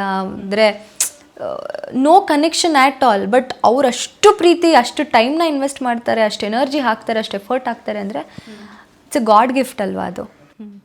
ನಿಜ. ಇನ್ನು ಬಿಗ್ ಬಾಸ್ ಮನೆ ಒಳಗಡೆ ಇರ್ತಕ್ಕಂಥ ಕಂಟೆಸ್ಟೆಂಟ್ಸ್ಗಳು ಒಂದಷ್ಟು ಜನ ಯಾರು ಆಪ್ತರು, ಒಂದು ಕಂಫರ್ಟೇಬಲ್ ಝೋನಲ್ಲಿ ಇರ್ತೀರಾ, ಅವರೆಲ್ಲರೂ ಕೂಡ ಆಚೆ ಬಂದಮೇಲೆ ನಾವು ಈ ಥರ ಪಾರ್ಟಿ ಮಾಡಬೇಕು, ಸೇರಬೇಕು, ಆ ಥರ ಎಲ್ಲ ಮಾತುಕತೆ ಆಗಿರುತ್ತೆ. ಸೊ ಆ ಪ್ಲ್ಯಾನಿಂಗ್ಸ್ ಏನಾದರೂ ಇದೆಯಾ? ಎಲ್ಲರೂ ಪ್ಲ್ಯಾನ್ ಮಾಡಿದ್ದಾರೆ. ನನಗೆ ಗೊತ್ತಿತ್ತು ಇವ್ದು ಯಾವ ಪ್ಲ್ಯಾನು ವರ್ಕ್ ಆಗಲ್ಲ, ಎಲ್ಲರೂ ಅವ್ರವ್ರ ಲೈಫಲ್ಲಿ ಬ್ಯುಸಿ ಆಗ್ತಾರೆ ಅಂತ ನಂಗೆ ಗೊತ್ತಿತ್ತು. ಅದನ್ನೇ ನಾನು ಹೇಳಿದೆ ಅವ್ರಿಗೂ, ಇಲ್ಲ ಇದು ಯಾಕೋ ವರ್ಕ್ ಆಗಲ್ಲ ಅನ್ಸುತ್ತೆ ಅಂತ. ಇದುವರೆಗೂ ಆ ಪ್ಲ್ಯಾನ್ ಮಾಡ್ಕೊಂಡು ಯಾರೂ ಕಾಲ್ ಮಾಡಿಲ್ಲ, ಯಾರೂ ಮಾಡ್ಕೊಂಡಿರಲ್ಲ ಅಂತ ನನಗೆ ಗೊತ್ತು. ಬಿಕಾಸ್ ಎಲ್ಲರೂ ಅವ್ರವ್ರು ಇದರಲ್ಲೇ ಬ್ಯುಸಿ ಆಗಿರ್ತಾರೆ. ಪ್ರಾಬಬ್ಲಿ ಇನ್ನೊಂದು 15 days ಆದಮೇಲೆ ಅದು ಬರಬಹುದೇನು ಅಂತ. ಓಕೆ, ಗಿಲ್ಲಿನ ಹೊರತುಪಡಿಸಿ ನಿಮಗೆ ತುಂಬ ವಿಚಾರಗಳನ್ನು ಶೇರ್ ಮಾಡ್ಕೊಳ್ತಾ ಇದ್ದಿದ್ದು ಅತ್ಯಾಪ್ತರು ಅಂತ ಅಂದರೆ ಡೇ 1ನಿಂದ ಇಲ್ಲಿವರೆಗೂ ಕೂಡ ಒಬ್ಬರ ಹೆಸರು ತೊಗೊಳೋದಾದರೆ? ಗಿಲ್ಲಿನ ಬಿಟ್ಟು ಧನು, ಸ್ಪಂದನ. ಸ್ಪಂದನ ಜೊತೆ ಜಾಸ್ತಿ ಬಾಂಡಿಂಗ್ ಇದ್ರಿ ಕಂಪೇರ್ಡ್ ಟು ಧನು ಅಂತ ಅನಿಸುತ್ತೆ. ಆಮೇಲೆ ಸ್ಪಂದನ ಬಗ್ಗೆ ಒಂದಷ್ಟು ಮಾತು ಕೇಳಿಬರುತ್ತೆ, ಟಾಸ್ಕ್ ಆಡ್ತಾ ಇರಲಿಲ್ಲ, ಅವರು ಒಳಗಡೆ ಹೋಗಿದ್ದೆ ವೇಸ್ಟು, ಎಲಿಜಿಬಲ್ ಕ್ಯಾಂಡಿಡೇಟ್ ಅಲ್ಲ ಅಂತ ಹೇಳಿಬಿಟ್ಟು. ನಿಮ್ಗೇನು ಅನಿಸ್ತಾ ಇತ್ತು ಮನೆ ಒಳಗಡೆ ಹತ್ತಿರದಿಂದ ನೋಡಿ ಸ್ಪಂದನ? ಎಲಿಜಿಬಲ್ ಅಲ್ಲ ಅಂದಿದ್ರೆ 14 weeksವರೆಗೂ ಟ್ರಾವೆಲ್ ಮಾಡೋದು ಕಷ್ಟ ಅಲ್ವಾ? ಅದು ಬಿಗ್ ಬಾಸ್ ಶೋ ಅಲ್ಲಿ. ನೀವು ಬೇರೆ ಶೋಸ್ ತೊಗೊಂಡ್ರೆ ಆ ಒಂದು ಅಷ್ಟು ವಾರ ಟ್ರಾವೆಲ್ ಮಾಡೋದಕ್ಕೆ ಏನೋ ಮಾಡ್ಕೊಂಡು ಬಂದುಬಿಟ್ರು ಅನ್ಬೋದು. ಬಟ್ ಬಿಗ್ ಬಾಸಲ್ಲಿ ಇಟ್ಸ್ ನಾಟ್ ಲೈಕ್ ದ್ಯಾಟ್. ಎಲಿಜಿಬಲೇ ಇಲ್ಲ ಅಂತಂದರೆ 14 ವಾರ ಬಂದಿದ್ದಾಳೆ ಅಂದರೆ ಅವಳಲ್ಲೂ ಏನೋ ಒಂದು ಪಾಸಿಟಿವ್ ಅಥವಾ ಏನೋ ಒಂದು ಪ್ಲಸ್ ಇದ್ದೇ ಇರುತ್ತಲ್ವ. ಓಕೆ, ಇನ್ನು ಕಾವ್ಯ ಅವ್ರಿಗೆ ಗಿಲ್ಲಿ ಇಂತನೇ ಇಲ್ಲಿ ತನಕ ಬಂದರು ಕಾವ್ಯ ಅನ್ನುವಂಥ ಮಾತುಗಳಿಗೆ ನೀವೇನು ರಿಯಾಕ್ಟ್ ಮಾಡ್ತೀರಾ ಕಾವ್ಯ ಅವರೇ? ಅದು ಹೆಂಗಾಗ್ಬಿಟ್ಟಿದೆ ಅಂದರೆ ಇವಾಗ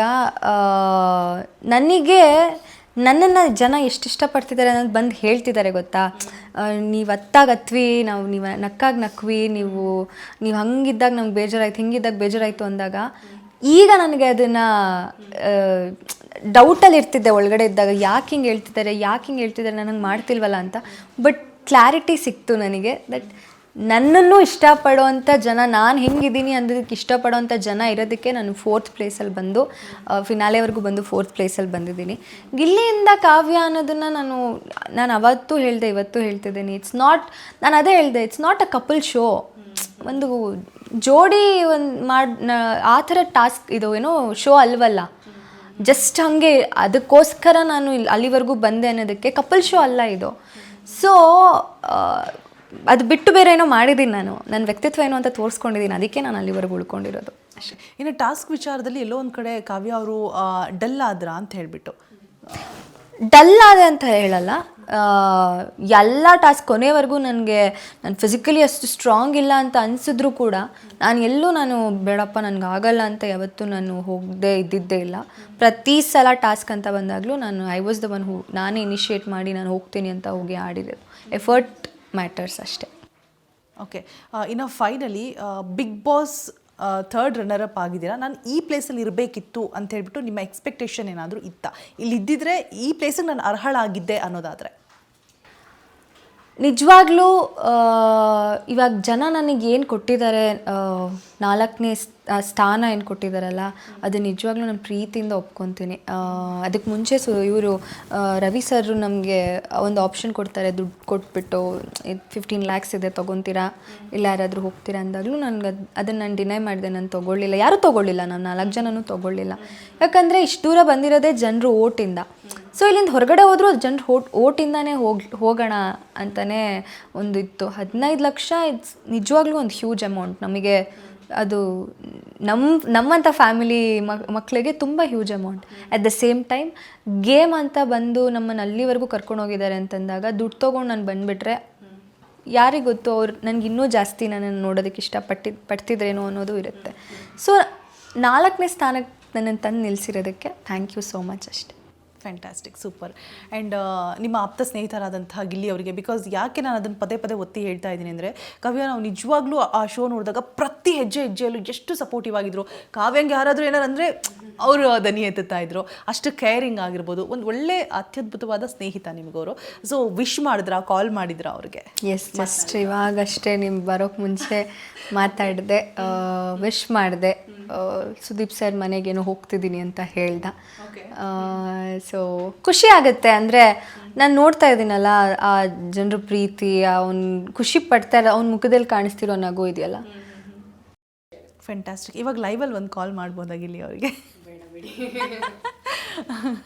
ಓಕೆ, ನಮ್ಮ ಅಶ್ವವೇಗ ನ್ಯೂಸ್ ಮುಖಾಂತರ ಒಂದು ವಿಶಸ್ ಯಾರಿಗೆ? ಗಿಲ್ಲಿ ಅವ್ರಿಗೆ ಅಂದರೆ ಕಾಲ್ ಮಾಡಿ ನೀವು ವಿಶ್ ಮಾಡಬೇಕಾ? ಅಲ್ಲ, ನೀವು ವಿಶ್, ನಾನು ನೆನ್ನೆ ವಿಶ್ ಮಾಡಿಬಿಟ್ಟಿದ್ದೀನಿ. ನಾನು ವಿಶ್ ಮಾಡಿದೆ. Okay, fine. ಹೇಗೆ ಅನ್ನಿಸ್ತಾ ಇದೆ ಮ್ಯಾಮ್, ಥರ್ಡ್ ರನ್ನರ್ ಅಪ್ ಆಗಿದ್ದೀರಾ? ಅದು ದಟ್ ಈಸ್ ನಾಟ್ ಈಸಿ. ಅಲ್ಲಿ ತನಕ ಹೋಗೋದು, ಅಷ್ಟೂ ಜನ ಕಂಟೆಸ್ಟೆಂಟ್ಸ್ಗಳ ಜೊತೆ ಹೋರಾಡಿ, ಜೊತೆಗೆ ನಾವಾಗಿದ್ದು, ಅಂದರೆ ಬಿಗ್ ಬಾಸ್ಗೆ ಒಳಗಡೆ ಹೋಗೋಕ್ಕಿಂತ ಒಬ್ಬರು ಆರ್ಟಿಸ್ಟ್ ನಾವು ಈ ಥರ ಅಂತ ಏನು ನೋಡಿರ್ತೀವಿ, ಒಳಗಡೆ ಹೋದಾಗ ಅವರು ಕಂಪ್ಲೀಟಾಗಿ ಚೇಂಜ್ ಆಗಿ ಕಾಣಿಸ್ಕೊಳ್ತಾರೆ. ಕೆಲವೊಬ್ರು ಹಾಗೆ ಇದ್ದು ಬರ್ತಾರೆ. ಬಟ್ ನಾವು ಹೊರಗಡೆ ಹೇಗೆ ನೋಡಿದ್ವಿ, ಒಂದಷ್ಟು ಜನಕ್ಕೆ ಪರಿಚಿತರಿದ್ರಿ, ಒಳಗಡೆ ಕೂಡ ಹೋಗಿ ಬಂದ ಮೇಲೆ ಅದೇ ರೀತಿಯಾದಂಥ ವ್ಯಕ್ತಿತ್ವವನ್ನು ಉಳಿಸ್ಕೊಂಡು ಬಂದಿದ್ದೀರಾ. ನಾನು ಹೋಗುವಾಗ ಅದೇ ಅಂದ್ಕೊಂಡೇ ಹೋಗಿದ್ದು. ನಾನು ಹೋಗಿ ಕಪ್ ಗೆಲ್ಲಿಲ್ಲ ಅಂದರೂ ಪರವಾಗಿಲ್ಲ, ಒಂದು ಪಕ್ಷ ನನ್ನ ತನನ ಕಳ್ಕೊಂಡು ಬರೋದು ಬೇಡ ಅಂತ ಅಂದ್ಕೊಂಡೆ ಹೋಗಿದ್ದು. ಅದೇ ರೀತಿ ಆಟ ಆಡಿ ಬಂದಿದ್ದೀನಿ. ಸೂಪರ್. ವ್ಯಕ್ತಿತ್ವದ ರಾಣಿ ಅಂತ ನಾನು ಸ್ಟಾರ್ಟಿಂಗಲ್ಲೇ ಹೇಳಿದೆ. ಆ ಟೈಟಲ್ ಅಷ್ಟು ಈಸಿಯಾಗಿ ಯಾರಿಗೂ ಕೂಡ ಸಿಗೋದಿಲ್ಲ. ಸೊ ನಿಮಗೆ ಸಿಕ್ಕಿರುವಂಥದ್ದು ಎಷ್ಟು ಖುಷಿ ಇದೆ. ಅದಕ್ಕೆ ಈಗ ಬಿಗ್ ಬಾಸ್ ಮನೆಯೊಳಗೆ ಹೋಗಬೇಕು ಅಂದರೆ ಕೆಲವೊಂದು ಪ್ಲ್ಯಾನಿಂಗ್ಸನ್ನು ಮಾಡ್ಕೊತಾರೆ. ಹೀಗೆ ಇರಬೇಕು, ಹೀಗೆ ಆಟ ಆಡಬೇಕು, ಇದೇ ಥರನೇ ನಾವೊಂದು ಇಮೇಜ್ ಕ್ರಿಯೇಟ್ ಮಾಡಬೇಕು ಅಂತ ಹೇಳಿಬಿಟ್ಟು. ಸೊ ಆ ಥರ ಏನಾದರೂ ಪ್ಲ್ಯಾನಿಂಗ್ ಇತ್ತಾ? ಆ ಟೈಟಲ್ ಪಡೆಯೋದಕ್ಕೋಸ್ಕರ ನಿಮ್ಮ ಸ್ಟ್ರಗಲ್ ಇತ್ತಾ, ಹೇಗೆ? ಇಲ್ಲ, ಟೈಟಲ್ ಪಡೆಯೋದಕ್ಕೋಸ್ಕರ ಯಾವುದು ಆ ಥರ ಎಫರ್ಟ್ಸ್ ಹಾಕಿಲ್ಲ. ನಾನು ಹೇಗಿದ್ನೋ ಹಾಗೇ ಇದ್ದೆ. ವ್ಯಕ್ತಿತ್ವದ ಆಟದಲ್ಲಿ ವ್ಯಕ್ತಿತ್ವದ ರಾಣಿ ಅನ್ನೋ ಬಿರುದು ಸಿಕ್ಕಿರೋದು ನಿಜವಾಗ್ಲೂ ತುಂಬ ಖುಷಿ ಇದೆ ನನಗೆ. ಅಂದರೆ ಒಳಗಡೆ ಇದ್ದಾಗ ನಮ್ಗೆ ಇದು ಯಾವುದು ಕ್ಲೂನೇ ಇರಲ್ಲ, ಇಮ್ಯಾಜಿನೂ ಮಾಡ್ಕೊಂಡಿರಲ್ಲ ಈ ಥರದ್ದು ಒಂದು ಹೋಗ್ತಿರುತ್ತೆ ಅಂತ. So very much happy about it. ಯಾಕಂದರೆ ನೀವು ಹೇಳ್ದಂಗೆ ಆ ಥರದ್ದು ಒಂದು ಅಷ್ಟು ಈಸಿಯಾಗಿ ಕೊಡಲ್ಲ. ಸೊ ಎಫರ್ಟ್ಸ್ ಹಾಕಿ ಇದೇ ಥರ ಇದೇ ಥರದ್ದು ಒಂದು ತಗೋಬೇಕು ಅನ್ನೋದು ಇರಲಿಲ್ಲ. ಆ್ಯಂಡ್ ಯಾವುದು ಪ್ಲ್ಯಾನ್ ಮಾಡ್ಕೊಂಡು ಹೋಗಿ ಆಟ ಆಡೋದಕ್ಕೆ ಬಿಗ್ ಬಾಸಲ್ಲಿ ಆಗಲ್ಲ. You can't fake, or especially ಈ ಸೀಸನಲ್ಲಿ ಲೈವ್ ಇದ್ದಿದ್ದರಿಂದ 24 ಗಂಟೆ ನೀವು ಫೇಕ್ ಮಾಡೋಕ್ಕಾಗಲ್ಲ. ಸೊ 4 ತಿಂಗಳು ತುಂಬ ಕಷ್ಟವಾಗಿತ್ತು. ಓಕೆ, ಇನ್ನು ಬಿಗ್ ಬಾಸ್ ಅಂತ ಬಂದಾಗ ಎಲ್ಲರೂ ಫಸ್ಟ್ ಕಂಪ್ಲೇಂಟ್ ಹೇಳ್ತಾರೆ, ಊಟ ಸರಿಯಾಗಿ ಸಿಗಲ್ಲ, ಅದಕ್ಕೋಸ್ಕರ ನಾವು ವೆಯ್ಟ್ ಎಲ್ಲ ಲಾಸ್ ಆಗಿಬಿಡ್ತೀವಿ ಅಂತ ಹೇಳ್ಬಿಟ್ಟು. ಕಾವ್ಯ ಅವರು ಕೂಡ ನೋಡಿದ್ರೆ ಸ್ವಲ್ಪ ಸಣ್ಣ ಆಗಿದ್ದಾರೆ ಅಂತ ಅನ್ನಿಸ್ತಾ ಇದೆ. ಸೊ ನಿಮಗೆ ಹೇಗೆ ಆ ಫುಡ್ ಬಗ್ಗೆ ಹೇಳೋದಾದರೆ, ಅಂದರೆ ಆ ಟಾಸ್ಕ್ನೆಲ್ಲ ನೀಟಾಗಿ ಕಂಪ್ಲೀಟ್ ಮಾಡಿದ್ರಷ್ಟೇ ನಿಮಗೆ ಹೊಟ್ಟೆ ತುಂಬ ಊಟ, ಇಲ್ಲಾಂದರೆ ಅಲ್ಲಿ ಯಾರೋ ಮಿಸ್ ಮಾಡಿದ್ರು, ಇಲ್ಲೇನೋ ಎಡವಟ್ಟಾಯಿತು ಅಂತ ಅಂದರೆ ನಿಮಗೆ ಸಿಗ್ತಾ ಇದ್ದಂತಹ ಬಜೆಟ್ ಕೂಡ ಕಮ್ಮಿ ಆಗ್ತಾ ಇರುತ್ತೆ. ಸೊ ಅದ್ರ ಬಗ್ಗೆ ಹೇಳೋದಾದರೆ, ಪ್ರೀವಿಯಸ್ ಸೀಸನ್ ಬಂದವರೆಲ್ಲ ಹೇಳ್ತಾ ಇದ್ರು ಊಟಕ್ಕೆ ಪ್ರಾಬ್ಲಮ್ಮೇ ನಮಗೆ, ನಾವು 3 ಹೊತ್ತು ಊಟ ಮಾಡ್ತಿದ್ವಿ ಅಂತ. ನಾವು 2 times ಅಷ್ಟೇ ಊಟ ಮಾಡ್ತಾ ಇದ್ದಿದ್ದು. ರೇಷನ್ ಬರ್ತಾ ಇತ್ತು, ಬಟ್ ಮಾಡ್ಕೊಂಡು ತಿನ್ನುವಾಗ ನಮ್ದು ಹೆಂಗಾಯಿತು, ಜಂಟಿ ಒಂಟಿ ಅನ್ನೋ ಕಾನ್ಸೆಪ್ಟ್ ಇದ್ದಿದ್ದರಿಂದ ಜಂಟಿಗಳಿಗೆ ಬೇರೆ ಅಡುಗೆ, ಒಂಟಿಗಳಿಗೆ ಬೇರೆ ಅಡುಗೆ ಮಾಡಬೇಕಾಗಿತ್ತು ಸ್ಟಾರ್ಟಿಂಗಲ್ಲಿ. ಸೊ ಅದು ಎರಡೂ ಮಾಡಬೇಕಾಗಿರೋ ಜಂಟಿಯವರೇ. ಸೊ ಜಂಟಿಯವ್ರು ನಾವು ಮಾಡಿ ನಮ್ಗೇನಾಗ್ಬಿಡ್ತು, ಓಕೆ ಇವಾಗ ಬ್ರಂಚ್ ಮಾಡ್ಕೊಂಬಿಡೋಣ, ಬೆಳಗ್ಗೆ ಆಲ್ರೆಡಿ ಒಂದು 11 o'clock ಆಗಿದೆ ಅನಿಸುತ್ತೆ, ತಿನ್ಕೊಂಬಿಡೋಣ ಬ್ರಂಚ್ ಒಟ್ಟಿಗೆ ರಾತ್ರಿ ಊಟ ಮಾಡೋಣ ಅಂತ ಸ್ಟಾರ್ಟ್ ಮಾಡಿ ಅದು ಹಾಗೆ ಕೊನೆವರೆಗೂ ಹಾಗೆ ಬಂದುಬಿಡ್ತು. ನಮ್ಮ ಹೊಟ್ಟೆನೂ ಅದಕ್ಕೆ ಅಡ್ಜಸ್ಟ್ ಆಗಿಬಿಡ್ತು. ಹೆಲ್ದಿ ಫುಡ್ಡೇ ತಿಂತಾಯಿದ್ವಿ.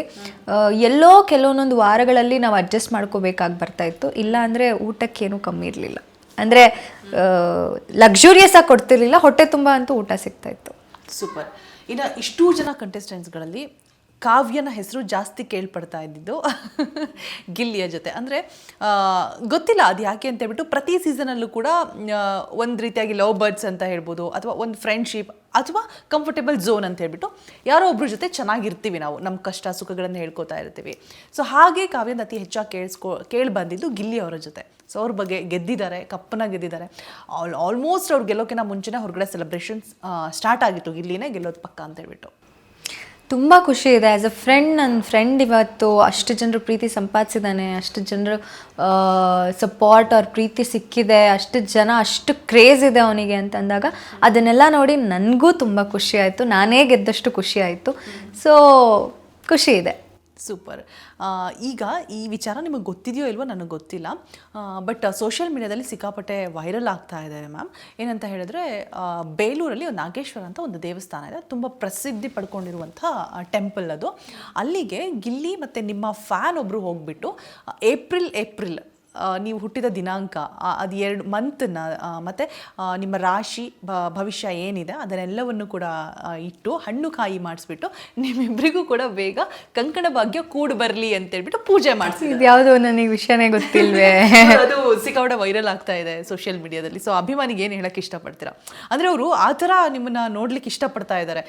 ಆ್ಯಸ್ ಅ ಫ್ರೆಂಡ್ ಅಂತ ಕೆಲವು ನಮಗೆಲ್ಲ ನೋಡಿದವ್ರಿಗೆ ಗೊತ್ತಿರುತ್ತೆ, ಬಟ್ ಅಭಿಮಾನಿಗಳು ಆಲ್ರೆಡಿ ನೀವು ಹೊರಗಡೆ ನೋಡಿದಾಗಲೂ ಕಟೌಟ್ಸ್ ಎಲ್ಲ ನೋಡಿದ್ರಿ, ಹೇಗಿತ್ತು ಅಂತ ನಿಮ್ಮ ಒಪಿನಿಯನ್? ನನಗೆ ನಾನು ಅವನನ್ನು ಆ ಪರ್ಸ್ಪೆಕ್ಟಿವಲ್ಲಿ ನೋಡೇ ಇಲ್ಲ. ಅಂದರೆ ಒಂದು ಫ್ರೆಂಡ್ ಆಗಿ ಒಂದು ಜೆನ್ಯೂನ್ ಅದೊಂದು ಬಾಂಡ್ ಕ್ರಿಯೇಟ್ ಆಗಿದೆ ಬಿಟ್ಟರೆ ಆ ಒಂದು ಪರ್ಸ್ಪೆಕ್ಟಿವಲ್ಲಿ ಒಂದು ಮದುವೆ ಆಗಬೇಕು ಅನ್ನೋ ಒಂದು ಪರ್ಸ್ಪೆಕ್ಟಿವಲ್ಲಿ ಗಿಲ್ಲಿ ನಾನು ನೋಡಲೇ ಇಲ್ಲ. ಒಂದು ಯಾಕಂದರೆ I am not ready mentally. ನಾನು ಮದುವೆ ರಿಲೇಷನ್ಶಿಪ್ಸು ಇದಕ್ಕೆ right now I am not ready. So ನಾನು ಗಿಲ್ಲಿನ ಆ ಪರ್ಸ್ಪೆಕ್ಟಿವಲ್ಲಿ ನೋಡೇ ಇಲ್ಲ. ಹಾಗಿದ್ದಾಗ ಆ ಒಂದು ಪ್ಯೂರ್ ಫ್ರೆಂಡ್ಶಿಪ್ ಏನಿದೆ ಅದು ಹಾಗೆ ಇರಲಿ ಅಲ್ವಾ. ಜನರು ಅಷ್ಟು ಕ್ರೇಜ್, ಅಷ್ಟು ಹುಚ್ಚುತನ ಬೇಡ ಅಂತ ಅನ್ಸುತ್ತೆ ನನಗೆ. ಈ ಜನ ನೆನ್ನೆ ಗಿಲ್ಲಿಯವ್ರನ್ನ ಮಾತನಾಡಿಸಿದಾಗಲೂ ಕೂಡ ಅವ್ರು ಅದೇ ಹೇಳ್ತಾ ಇದ್ರು, ಇಲ್ಲ ಕಾವ್ಯ ನಂಗೊಬ್ಬ ಒಳ್ಳೆ ಸ್ನೇಹಿತೆ ಅಂತ ಹೇಳ್ಬಿಟ್ಟು. ನಾನು ನೆಕ್ಸ್ಟ್ ಕ್ವೆಶನ್ ಅರೈಸ್ ಮಾಡೋ ಅಷ್ಟರಲ್ಲಿ ಅವ್ರು ನನಗೆ ಮಿಸ್ ಆಗಿಬಿಟ್ರು. ಏನಂತಂದರೆ ಮತ್ತೆ ಯಾಕೆ ಬಿಗ್ ಬಾಸ್ ಮನೆ ಒಳಗಡೆ I love you Kavya, I love you Kavya ಎಷ್ಟು ಸರ್ತಿ ಹೇಳಿದಾರೋ ಅದು ಕೌಂಟ್ಸೇ ಇಲ್ಲ. ಅಷ್ಟು ನಮಗೆಲ್ಲ ನೋಡಿದವ್ರಿಗೆ ವಾವ್ ಇವ್ರು ರಿಯಲ್ ಆಗೋ ಜೋಡಿ ಆದರೆ ಚೆನ್ನಾಗಿರುತ್ತಾ ಅಂತ ಅದು ಎಂಟರ್ಟೈನ್ ಮಾಡ್ತಾ ಇದ್ರಲ್ಲ, ಆಗ ಅನ್ನಿಸ್ತಾ ಇತ್ತು. ಸೊ ನಿಮ್ಮ ಫ್ರೆಂಡ್ಶಿಪ್ ಹೀಗೆ ಇರಲಿ ಅಂತ ಹೇಳ್ತಾ, ಇದೇ ಥರ ನಾವು ಇನ್ನೊಂದು ಪೇರ್ನ ನೋಡಿದ್ವಿ, ರಾಶಿಕಾ ಹಾಗೆ ಸೂರಜ್ ಅವರು. ಸೊ ಏನಾಗುತ್ತೆ ಅಂತ ಹೇಳಿದ್ರೆ ಕಾವ್ಯ ಅವರೇ, ಹೊರಗಡೆ ನೋಡಿದಾಗ ಸೊ ಗೇಮ್ ಪ್ಲಾನಿಂಗ್ ನಡೆಯುತ್ತಾ? ಬಿಕಾಸ್ ಈ ರೀತಿ ಆಟ ಆಡಿದ್ರೆ ಉಳ್ಕೊಳ್ಬೋದು ಅನ್ನುವಂತಹ ಸ್ಟ್ರಾಟಜಿ ಏನಾದರೂ ಪ್ಲೇ ಮಾಡ್ತಾರಾ ಅಂತ ಹೊರಗಡೆ ಜನಕ್ಕೆ ಅನಿಸುವಂಥ ಅಭಿಪ್ರಾಯ, ನೀವೇನು ಹೇಳ್ತೀರಾ? ಆ ಥರ ಅನಿಸಿದ್ದಿದ್ರೆ ನಾನು ಯಾಕೆ ಇವಾಗ ಗಿಲ್ಲಿಯಿಂದ ನನ್ನ ಗೇಮ್ ಎಫೆಕ್ಟ್ ಆಗ್ತಿದೆ ಅಂತಂದಾಗ ನಾನು ಯಾಕೆ ಅಲರ್ಟ್ ಆಗ್ತಾಯಿದ್ದೆ? ಐ ವುಡ್ ಹ್ಯಾವ್ ಕಂಟಿನ್ಯೂಡ್, ಅದನ್ನೇ ಕಂಟಿನ್ಯೂ ಮಾಡ್ತಾ ಇದ್ನಲ್ಲ. ಆ ಥರ ಈ ಗೇಮ್ ಪ್ಲಾನ್ ಮಾಡಿ ನೀವು ಆಟ ಆಡೋಕ್ಕಾಗಲ್ಲ. ಅದು ಆರ್ಗ್ಯಾನಿಕ್ಕಾಗಿ ಏನು ಬಾಂಡ್ ಬಿಲ್ಡ್ ಆಗುತ್ತೆ, ಆರ್ಗ್ಯಾನಿಕ್ಕಾಗಿ ಏನು ಫ್ರೆಂಡ್ಶಿಪ್ ಕ್ರಿಯೇಟ್ ಆಗುತ್ತೆ, ಅದು ಹಾಗೆ ಆಗಿಬಿಡುತ್ತೆ. ಸೊ ಗೇಮ್ಗೋಸ್ಕರ ನಾವು ಮಾಡ್ತಿದ್ದೀವಿ ಅಂದರೆ ಸಿಕ್ಕಾಕೊಂಡ್ಬಿಡ್ತಾರೆ. ಅಂದರೆ ಗೊತ್ತಾಗ್ಬಿಡುತ್ತೆ ಒಂದು ಪಾಯಿಂಟಲ್ಲಿ, ಆಡಿಯನ್ಸ್ ಫೂಲ್ಸ್ ಎಲ್ಲ. ನೀವು ನಾಟಕ ಮಾಡಿದ್ರೆ ಗೊತ್ತಾಗುತ್ತೆ, ಜೆನ್ಯೂನಾಗಿದ್ದರೆ ಪ್ರತಿಯೊಂದು ಗೊತ್ತಾಗ್ಬಿಡುತ್ತೆ. ಅಷ್ಟು ಝೂಮಲ್ಲಿ ಇರ್ತೀವಿ ನಾವು. ಸೊ ನಾಟಕ ಮಾಡೋಕ್ಕಾಗಲ್ಲ. ಬಟ್ ಕೆಲವರು ಕಮೆಂಟ್ಸಲ್ಲಿ ಹೇಳೋದು, ಮೊನ್ನೆ ರೀಸೆಂಟಾಗಿ ಲಾಸ್ಟ್ ಫಿನಾಲೆ ನಿಯರ್ ಬಂದಾಗ ಲಾಸ್ಟ್ ವೀಕಲ್ಲಿ ನೀವು ಗಿಲ್ಲಿ ಅವರಿಗೆ, ಎಲ್ಲರೂ ಕೂಡ ಗಿಲ್ಲಿ ಅವರಿಗೆ ಅಂದರೆ ನೆಗೆಟಿವ್ ಏನಿದೆ ಗಿಲ್ಲಿದು ಅದನ್ನು ಹೇಳಿದಂಥ ಸಂದರ್ಭದಲ್ಲಿ, ಕಾವ್ಯ ಕೂಡ ಇಷ್ಟು ದಿನ ಗಿಲ್ಲಿ ಜೊತೆಗೆ ಬಂದುಬಿಟ್ಟು ಈಗ ಗಿಲ್ಲಿಗೆ ಟಾಂಗ್ ಹೊಡಿತಾ ಇದ್ದಾರೆ, ಗಿಲ್ಲಿ ನೆಗೆಟಿವ್ಸ್ನ ಹೇಳ್ತಾ ಇದ್ದಾರೆ ಅಂತೇಳ್ಬಿಟ್ಟು ಒಂದಷ್ಟು ಜನ ಮಾತಾಡ್ತಾ ಇದ್ದಾರೆ. ಅಂದರೆ ಇಷ್ಟು ದಿನ ಸಪೋರ್ಟ್ ತೊಗೊಂಡು ಎಂಡಲ್ಲಿ ಕೈ ಬಿಟ್ಟರು ಅಂತ. ಯಾವುದು ನೆಗೆಟಿವ್ ಏನು ಹೇಳಿದ್ದೀನಿ ನನಗೆ ನೆನಪಾಗ್ತಿಲ್ಲ. ಈ ಏನು ವ್ಯಾಕ್ಸ್ ಮಾಡೋ ಟೈಮಲ್ಲಿ ಇಲ್ಲ, ಅದು ಏನು ಸಿಟ್ಟಿದೆ ನೀವು ಇಷ್ಟು ದಿನ ತೀರಿಸ್ಕೊಳಕ್ಕಾಗಿಲ್ಲ, ಅದನ್ನು ತೀರಿಸ್ಕೊಳ್ಳಿ ಅಂತ. ಈಗ ಒಂದು ಫ್ರೆಂಡ್ಶಿಪ್ಪಲ್ಲಿ ಜಗಳ ಆಗೋದೇ ಇಲ್ವಾ? ಒಂದು ಫ್ರೆಂಡ್ಶಿಪ್ಪಲ್ಲಿ ಮಿಸ್ಅಂಡರ್ಸ್ಟ್ಯಾಂಡಿಂಗ್ಸ್ ಆಗೋದೇ ಇಲ್ವಾ? ಅದೇ ರೀತಿ ನನಗೂ ಅವನಿಗೂ ಏನೊಂದು ಜಗಳ ಆಗಿರುತ್ತೆ. ಅದೊಂದು ವಾಟ್ ಡು ದಿಸ್ ಸೇ, ಒಂದು ಕಾನ್ವರ್ಸೇಷನ್ ನೀನು ಹಿಂಗೆ ಮಾಡಿದ್ದೆ ತಗೋ ಅಂತ ಇವಾಗ ಫ್ರೆಂಡಿಗೆ ನಾವು ರೇಕ್ಸಲ್ವಾ ಅಥವಾ ವಾಟ್ ಎವರ್ ಆ ಥರದೊಂದು ಆ್ಯಕ್ಟಿವಿಟಿ ಕೊಟ್ಟಾಗ ಅವ್ನು ನನಗೆ ಹರ್ಟ್ ಮಾಡಿದ್ದನ್ನ ಹೇಳಿ ವ್ಯಾಕ್ಸ್ ಮಾಡಬೇಕಾಗಿತ್ತು. ಅದು ಹೆಂಗೆ ಅದು ನೆಗೆಟಿವ್ ಅಂತ ಆಗ್ಬಿಡುತ್ತೆ. ಪ್ರತಿ ಸಲ ಬರೀ ನಾವು ಪಾಸಿಟಿವ್ಸೇ ಹೇಳ್ಕೊಂಡು ಕೂತಾಗ ನೀನು ಫೇಕ್ ಮಾಡ್ತಿದ್ದೆ ಅಂತಲೇ ಆಗೋದು. When it comes to friendship ಏನೋ ಒಂದು ನೆಗೆಟಿವ್ ಆಗ್ತಿದೆ ಅಂದರೆ ಯು ಟೆಲ್ ಇಟ್, ನೋ, ಅದು ಹೇಳು, ಅವ್ನು ಕರೆಕ್ಟ್ ಮಾಡ್ಕೋತಾನೆ. ನೀನಿಲ್ಲ, ನೀನು ಸರಿಯಾಗೇ ಇದೆಯಾ ಅಂದಾಗ ನೀನು ಫೇಕ್ ಮಾಡ್ತಿದ್ಯಾ ಅಂತಲೇ ಆಗಲ್ವಾ ಅದು. ದೆನ್ ಅಶ್ವಿನಿ ಅವರು ತುಂಬ ಚೆನ್ನಾಗಿ ಆಡ್ತಾರೆ. ಸ್ಟಾರ್ಟಿಂಗಿಂದನೂ ಕೂಡ ಅವ್ರ ಎನರ್ಜಿ ಆಗಿರ್ಬೋದು ಮತ್ತು ಪಾಸಿಟಿವ್ ನೆಗೆಟಿವ್ ಎಲ್ಲದನ್ನೂ ಕೂಡ ತೆಗೆದುಕೊಂಡು ಆಟ ಆಡ್ತಾ ಇರ್ತಾರೆ. ಬಟ್ ಅಟ್ ದ ಎಂಡಲ್ಲಿ ಏನಾಗ್ಬಿಡುತ್ತೆ ಅಂತ ಹೇಳಿದ್ರೆ ಫುಲ್ಲು ಆ ವಾರ ಲಾಸ್ಟ್ ವೀಕ್ ಏನಾಗುತ್ತೆ ಅಂದರೆ ಕಾನ್ಫ್ಲಿಕ್ಟ್ ಆಗುತ್ತೆ. ಜಗಳ ಆಡ್ತಿರೋರೆಲ್ಲ ಚೆನ್ನಾಗಿ ಆಗ್ತಾರೆ, ಚೆನ್ನಾಗಿದ್ದವರೆಲ್ಲ ಒಂದು ಸ್ವಲ್ಪ ಎಲ್ಲೋ ಮುನಿಸೋ ಬಿಕಾಸ್ ವೋಟಿಂಗ್ ಅಂತ ಬಂದಂತಹ ಸಂದರ್ಭದಲ್ಲಿ ಫೈನಲಿ ನಮಗೆ ನೋಡಿದ್ರೆ ಆಶ್ಚರ್ಯ, ಗಿಲ್ಲಿ ಅವರು ಅಶ್ವಿನಿ ಅವರು ಅಷ್ಟು ಚೆನ್ನಾಗಿ ಆಗಿದ್ದು ಎಂಡಲ್ಲಿ. ಸೊ ನಿಮಗೇನು ಅನ್ನಿಸ್ತು? ಅವ್ನು ಮೊದಲಿಂದನೂ ಇವಾಗ ಜಗಳ ಆಗ್ತಿತ್ತು, ಬಟ್ ಎಲ್ಲೂ ಅವನು ಅವ್ರನ್ನ ಕಂಪ್ಲೀಟಾಗಿ ಮಾತು ಬಿಡೋದಾಗಿರಲಿ ಅಥವಾ ಇನ್ನೊಂದಾಗಲಿ ಮಾಡ್ತಿರ್ಲಿಲ್ಲ. ಅವ್ನು ಏನೇ ಮಾಡ್ತಿದ್ರು ಡೈರೆಕ್ಟಾಗಿ ಅವ್ರಿಗೇನು ಬೈತಾ ಇದ್ದ ಅಥವಾ ಏನೋ ಒಂದು ಕೌಂಟರ್ ಕೊಡ್ತಿದ್ದ ಅದೆಲ್ಲ ಡೈರೆಕ್ಟಾಗೇ ಮಾಡ್ತಿದ್ದ. ಅದು ಬಿಟ್ಟರೆ ಅವನು ಅವ್ರ ಜೊತೆ ಮಾತು ಬಿಡೋದಾಗಿರಲಿ, ಚೆನ್ನಾಗಿಲ್ದಿರೋ ಥರದ್ದಾಗಿರಲಿ ಮಾಡಲೇ ಇಲ್ಲ. ಕೊನೆವರೆಗೂ ಹಂಗೆ ಕ್ಯಾರಿ ಆಗಿದೆ ಅಂತಲೇ ನಾನು ನೋಡಿದ್ದು. ಓಕೆ, ಇನ್ನು ಕಾವ್ಯ ಅವರಿಗೆ ಆ ಬಿಗ್ ಬಾಸ್ ಮನೆಯಲ್ಲಿ ಇಂಥದ್ದೊಂದು ಕ್ಷಣ ನಾನು ಮರೆಯೋದಕ್ಕೆ ಸಾಧ್ಯ ಆಗೋದಿಲ್ಲ, ತುಂಬ ಹರ್ಟ್ ಆಯಿತು, ಮನೆಯವರೆಲ್ಲ ನೆನಪಾದರು, ನನಗೆ ಬೇಡವೇ ಬೇಡ ಬಿಗ್ ಬಾಸ್ ಮನೆ, ಆಚೆ ಬಂದ್ಬಿಡೋಣ ಅನಿಸ್ತಪ್ಪ ಅಂತ ಅಂದರೆ ಅದು ಯಾವ ದಿನ ಯಾವ ಕ್ಷಣ ನೆನಪಿದೆಯಾ? ಬಿಗ್ ಬಾಸಿಂದ ಹೊರಗಡೆ ಬಂದ್ಬಿಡ್ಬೇಕು ಅಂತ ಅನ್ಸಿದ್ದು ಒಂದೇ ಮೊಮೆಂಟಲ್ಲಿ. ಅದು ನಾನು ಹೇಳಿದ್ದೀನಿ, ಒಂದು ವೀಕೆಂಡಲ್ಲಿ ಸುದೀಪ್ ಸರ್ ಹೇಳ್ತಾರೆ that you should thank them ಅಂತ ಹೇಳಿ, ಇವರಿಬ್ಬರಿಂದ ನಾನು ಇಲ್ಲಿವರೆಗೂ ಬಂದೆ ಅಂತಂದಾಗ ಅದು ಸರ್ ಏನೋ ನನಗೆ ಕನ್ವೆ ಮಾಡೋಕ್ಕೆ ಹೋಗಿ ಅದನ್ನು ಹೇಳಿರ್ತಾರೆ. ಅದನ್ನು ನಾನು ತುಂಬ ಡೀಪಾಗಿ ತೊಗೊಂಡು ಓಕೆ ನಾನು ಇಷ್ಟು ವಾರ ಇಲ್ಲಿವರೆಗೂ ಬಂದು ನೆಕ್ಸ್ಟ್ ಫಿನಾಲೆಗೂ ನಾನು ಇವರಿಬ್ಬರಿಂದನೇ ಹೋಗೋದು ನಂಗೆ ಇಷ್ಟ ಇಲ್ಲ ಅಂತೇಳಿ ನಾನು ಯಾರು ಆಚೆ ಹೋಗ್ಬೇಕಂದಾಗ ನನ್ನ ಹೆಸರೇ ತೊಗೊಂಡಿರ್ತೀನಿ, ನಾನೇ ಹೋಗಬೇಕು ಸರ್ ಪರವಾಗಿಲ್ಲ ಅಂತ ಹೇಳಿ ಹೋಗಿ. ಬಟ್ ಅದಾದ ನೆಕ್ಸ್ಟ್ ಮೂಮೆಂಟೇ ಯು ಆರ್ ಸೇಫ್ ಅಂತ ಹೇಳ್ತಾರೆ. ಆವಾಗ ಅನಿಸ್ತು ನನಗೆ ಓಕೆ ಸುದೀಪ್ ಸರ್ ಎಲ್ಲನೂ ಹೇಳಲ್ಲ, ಕ್ಲೂ ಕೊಡ್ತಾರೆ, ಹಿಂಟ್ಸ್ ಕೊಡ್ತಾರೆ ಏನು ಕರೆಕ್ಟ್ ಮಾಡ್ಕೋಬೇಕು ಅನ್ನೋದನ್ನು. ಸೊ ಅಷ್ಟು ಜನ ವೋಟ್ ಹಾಕಿದ್ದಾರೆ ಅಂದರೆ ಅದು ಬಿಟ್ಟು ಏನೋ ಮಾಡಿದ್ದೀನಿ, ಅದಕ್ಕೆ ಉಳ್ಕೊಂಡಿದ್ದೀನಿ ಅಂತ ಉಳ್ಕೊಂಡು ನನ್ನ ಮೈಂಡ್ಸೆಟ್ ಚೇಂಜ್ ಮಾಡ್ಕೊಂಡಿರೋದುಂಟು. ಅದು ಒಂದು ಪಾಯಿಂಟ್ ಬಿಟ್ಟರೆ ಎಲ್ಲೂ ನನಗೆ ಇಲ್ಲಿಂದ ಹೋಗಬೇಕಪ್ಪ ಅಂತ ಅನಿಸಿಲ್ಲ ಯಾವತ್ತು. ಓಕೆ, ಇನ್ನು ಆ ಬಿಗ್ ಬಾಸ್ ಮನೇಲಿ ಕಲ್ತಿರುವಂತಹ ಪಾಠ ಸುದೀಪ್ ಸರ್ ನೀವೇ ಹೇಳಿದ್ರಿ ಸೂಕ್ಷ್ಮವಾಗಿ ವಿಚಾರಗಳನ್ನು ತಲುಪಿಸುವಂಥ ಕೆಲಸವನ್ನು ಮಾಡ್ತಾರೆ ಅಂತ ಬಿಟ್ಟು. ಸೊ ಅವ್ರು ಹೇಳಿದ ಮಾತುಗಳನ್ನು ತಿದ್ಕೊಂಡು ನಡೆದಿರೋರು ಸಾಕಷ್ಟು ಜನ ಇದ್ದಾರೆ. ಈಗಲೂ ಕೂಡ ಅದನ್ನು ಈ ಹಿಂದಿನ ಕಂಟೆಸ್ಟೆಂಟ್ಸ್ಗಳು ಹೇಳ್ತಾರೆ ಕೂಡ ಎಷ್ಟೋ ವೇದಿಕೆ ಮೇಲೆ. ಸೊ ನೀವು ಸುದೀಪ್ ಸರಿಂದ ಕಲಿತಂತಹ ಪಾಠ, ಬಿಗ್ ಬಾಸ್ ಮನೆಯಿಂದ ಕಲಿತಂತಹ ಬಿಗ್ ಪಾಠ? ನಾನು ಹೇಳಿದ್ನಲ್ಲ, ಪ್ರತಿ ವಾರ ಕಲಿಯೋದಿತ್ತು. ಸುದೀಪ್ ಸರ್ ಬಂದು ಪ್ರತಿ ವಾರ ಒಂದು ಸಿಚುವೇಶನ್ಗೆ ಇನ್ನೊಂದು ಪರ್ಸ್ಪೆಕ್ಟಿವ್ ಕೊಟ್ಟಾಗ ಹೌದಲ್ವಾ ನಾವು ಆ ಥರದ್ದು ಯೋಚನೆ ಮಾಡಿರಲ್ಲ. ಸೊ ಪ್ರತಿ ವಾರ ಕಲ್ತಿರೋದುಂಟು, ಇದೇ ಅಂತ ಪರ್ಟಿಕ್ಯುಲರ್ ಹೇಳೋಕ್ಕಾಗಲ್ಲ, ಸಿಕ್ಕಾಪಟ್ಟೆ ಕಲ್ತಿದ್ದೀವಿ. ಅವ್ರು ಬಂದು ಪ್ರತಿ ಸಲ ಏನೋ ಒಂದು ಹೇಳಿದಾಗ ಪ್ರತಿಯೊಂದು ಕಲ್ತಿದ್ದೀವಿ. ಇನ್ನು ಬಿಗ್ ಬಾಸ್ ಅನ್ನುವಂಥದ್ದು ನಿಮಗೆ ಎಷ್ಟು ಪ್ರಖ್ಯಾತಿಯನ್ನು ತಂದುಕೊಡ್ತು ಅಂತ ನಾನು ಆವಾಗಲೇ ಹೇಳಿದೆ, ನಿಮ್ಮ ಗ್ರಾಫ್ ಮೇಲೆ ಏರಿದೆ ಅಂತ ಹೇಳಿಬಿಟ್ಟು.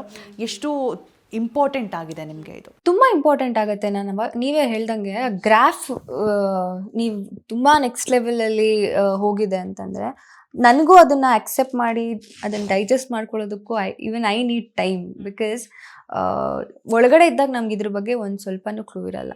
ನಾವು ಹೊರಗಡೆ ಬಂದಾಗ ಆಲ್ ಆಫ್ ಅ ಸಡನ್ ಇಷ್ಟೆಲ್ಲ ನೋಡಿದಾಗ ಇಷ್ಟೆಲ್ಲ ನಾವು ಗಳಿಸಿದ್ದೀವ ಅನ್ನೋದೊಂದು ನಮಗೆ ಒಂದು ಆಶ್ಚರ್ಯ ಆಗುತ್ತೆ. ಅದನ್ನು ನಿಧಾನಕ್ಕೆ ಪ್ರಾಸೆಸ್ ಮಾಡಿ ಅದನ್ನು ಬ್ಯಾಲೆನ್ಸ್ ಮಾಡ್ಕೊಂಡು ಹೋಗಬೇಕು ಅಂತ ಅಂದ್ಕೊಂಡಿದ್ದೀನಿ. ತೀರಾ ಮೇಲೆ ಇರೋದು ಬೇಡ, ಬ್ಯಾಲೆನ್ಸ್ ಮಾಡೋಣ ಅಂತೇಳಿ. ಸೂಪರ್. ಕಾವ್ಯಂಗೆ ಒಂದಷ್ಟು ವಿಜುವಲ್ಸ್ ತೋರಿಸ್ತೇನೆ ನಾನು, ಅದು ನೋಡಿ ನಿಮ್ಮ ಅನಿಸಿಕೆ ಅಭಿಪ್ರಾಯ ಹೇಳಬೇಕು, ಓಕೆನಾ? ತುಂಬ ಫನ್ನಿ ಆಗಿದೆ. ನಾನಂತೂ ಸಿಕ್ಕಾಪಟ್ಟೆ ಎಂಟರ್ಟೈನಿಂಗ್ ಆಗಿತ್ತು. ನಾನಂತೂ ಸಿಕ್ಕಾಪಟ್ಟೆ ನಗಾಡ್ದೆ. ಹೊರಗಡೆ ಹಾಕಿದ್ರು ಯಾರಾದ್ರೂ ಒಬ್ಬರಲ್ಲಿ ಹೊರಗಡೆ ಹಾಕಿದ್ರೆ ನೀವು ಯಾರನ್ನ ಹಾಕ್ತೀರಿ? ಎಲ್ಲರಿಗೆ ಹಾಕ್ತೀನಿ.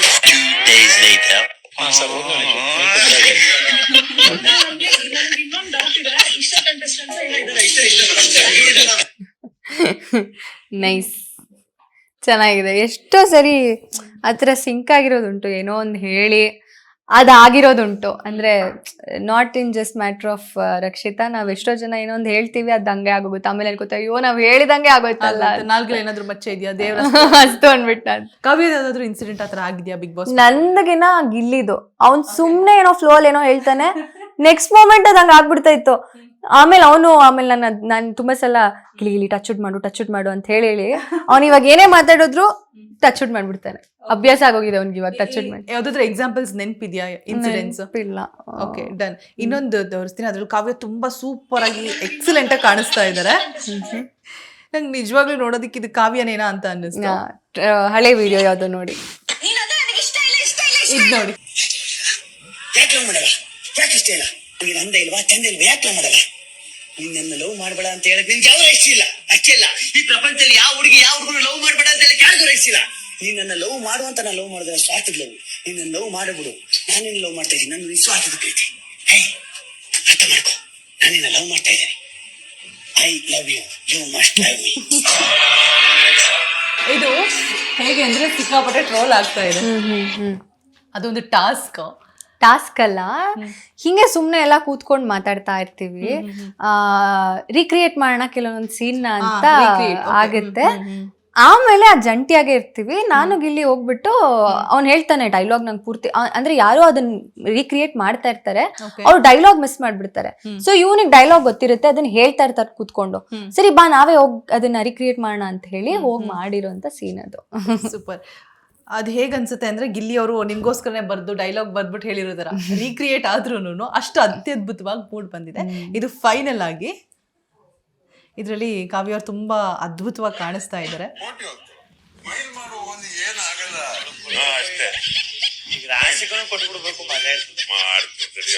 ಅವಳು ರೆಡಿ ಆಗಿ ರಾಶಿಕಾ ಪಾಸ್ ಕೊಡಿ ಬಿಗ್ ಬಾಸ್. 5 minutes later. ಒಳ್ಳೆ ಗಡ್ಡನು ಕೊಡಿ. ಗಡ್ಡ ಸ್ವಲ್ಪ ತೆಗಿರೋದು ಕ್ಯಾಪ್ ಹಾಕಿ. ಬ್ಲಾಕ್ ಕ್ಯಾಪ್ ಹಾಕಿ.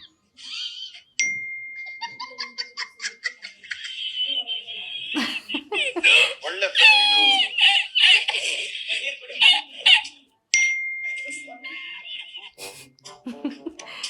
ನಿಮಗೆ ನಗು ಬರ್ತಾ ಇದೆಯಾ ನಿಮ್ಮನ್ನ ನೋಡಿ? ಆ ಕ್ಷಣಗಳೆಲ್ಲ ನಿಜವಾಗ್ಲೂ ನೋಡ್ತಾ ಇದ್ದೀವಿ. ಎಷ್ಟು ನಾನು ಆ ಫ್ಯಾಮಿಲಿ ರೌಂಡ್ ಅಲ್ಲಿ ಆ ಒಂದು ಇದನ್ನ ಮಿಸ್ ಮಾಡ್ಕೊಳ್ಳೋದಕ್ಕೆ ತುಂಬಾ ಟ್ರೈ ಮಾಡ್ತಾ ಇದ್ದೆ. ನಾನು ಆ ವೀಕ್ ಅಲ್ಲಿ ಕ್ಯಾಪ್ಟನ್ ಆಗಿರ್ತೀನಿ. ಸೊ ಕ್ಯಾಪ್ಟನ್ ರೂಮ್ ಹೋಗಿ ಕೂತ್ ಬಿಡ್ತಾ ಇದ್ದೆ. ಬಿಗ್ ಬಾಸ್ ಕಾವ್ಯ ರಿವರ್ಸ್ ಅಂದಾಗ ನಾನು ಕ್ಯಾಪ್ಟನ್ ರೂಮಿಂದ ವಾಪಸ್ ಬರ್ಬೇಕಾಗ್ತಿತ್ತು. ಅಂದ್ರೆ ಕ್ಯಾಪ್ಟನ್ ರೂಮ್ ಅಲ್ಲಿ ಇದ್ದಾಗ ಪಾಸ್ ಹೇಳಿದ್ರೆ ಅವ್ರೇನು ನಂಗೆ ಮಾಡಕ್ ಆಗಲ್ಲ, ಅವ್ರು ಕ್ಯಾಪ್ಟನ್ ರೂಮ್ ಒಳಗೆ ಬರಕ್ ಆಗಲ್ವಲ್ಲ ಅನ್ನೋದು ನನ್ನ ಯೋಚನೆ. ಬಿಗ್ ಬಾಸ್ ಅದನ್ನ ರಿವರ್ಸ್ ಮಾಡ್ಬಿಟ್ರು, ರಿವರ್ಸ್ ಬನ್ನಿ ಅಂತ. ರಿವರ್ಸ್ ಬಂದಾಗ ಹಂಗೆ ಅವಾಗಷ್ಟೇ ರೆಡಿ ಆಗಿದ್ವಿ ನಾನು ರಶಿಕಾ, ಇಬ್ರಿಗೂ ಬಂದು ಎಲ್ಲ ಬೆಳೆದ್ಬಿಟ್ರು. Okay, so finally Bigg Boss ಅನ್ನುವಂಥದ್ದು ನೀವು ಹೇಳಿದ್ರಿ ಪ್ರಖ್ಯಾತಿಯನ್ನು ತಂದುಕೊಟ್ಟಿದೆ, ಸಾಕಷ್ಟು ಪಾಠಗಳನ್ನು ಕಲ್ತ್ರಿ ಅಂತ ಹೇಳ್ಬಿಟ್ಟು.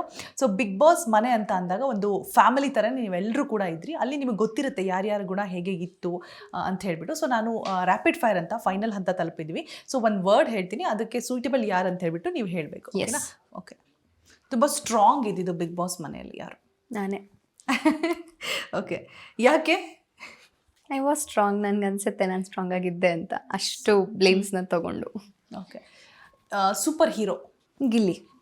ಸೂಪರ್. ತಲೆಹರಟೆ? ಗಿಲ್ಲಿ. ಓಕೆ. ಸಿಂಗಲ್ ಸಿಂಹ? ಇದೆಲ್ಲ ನಾನು ಅವನ ಹೆಸರು ಹೇಳಿ ಅಂತ ಕ್ವೆಶ್ಚನ್ ಫ್ರೇಮ್ ಮಾಡ್ದಂಗಿದೆ. ಸ್ವೇರ್ ಇಲ್ಲ. ಗಿಲ್ಲಿ. ಸೂಪರ್. ಇನ್ನು ಗುಂಪಲ್ಲಿ ಗೋವಿಂದ ಅಂತ ಇದ್ದಿದ್ದು ಯಾರು? ಆಟಕ್ಕುಂಟು ಲೆಕ್ಕಕ್ಕಿಲ್ಲ ಅನ್ನೋ ಥರ. Rashika. Okay. Beautiful? Rashika. Spandana. Super. Kavya of course. ನನಗೆ ನಾನು ಹೇಳ್ಕೊಳಕ್ಕಾಗಲ್ವಲ್ಲ. ಓಕೆ. ಖಡಕ್? ನಾನೇ. ಓಕೆ. ಟುಸ್ಪಟಾಕಿ? ರಕ್ಷಿತ್. ಓಕೆ. ನನಗೆ ಇವರು ಅರ್ಥನೇ ಆಗಿಲ್ಲ, ನನಗೆ ಬಿಗ್ ಬಾಸ್ ಮುಗಿಯೋವರೆಗೂ ಡೇ 1 ಇಂದ ಇದುವರೆಗೂ ನನಗೆ ಅರ್ಥ ಆಗಿಲ್ಲ. Rakshita. Okay. Innocent?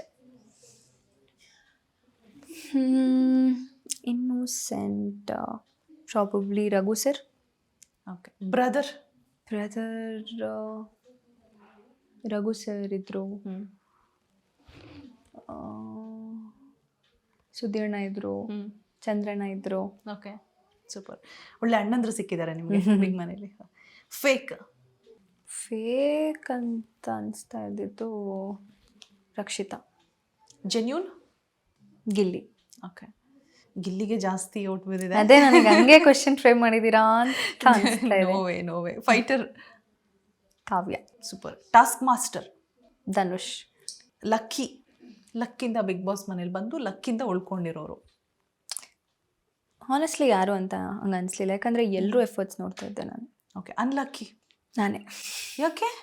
I mean ಕೆಲವೊಂದೊಂದು ಸಿಚುಯೇಷನಲ್ಲಿ ನನಗೆ ಆ ಥರ ಅನಿಸಿದ್ದುಂಟು. ಓಕೆ, ಬೇಸರ ಆಗಿದ್ದುಂಟು. ಎಸ್. ಸೂಪರ್. ಮಾತುಗಾರ್ತಿ ಅವ್ರ ಮಾತುಗಾರ?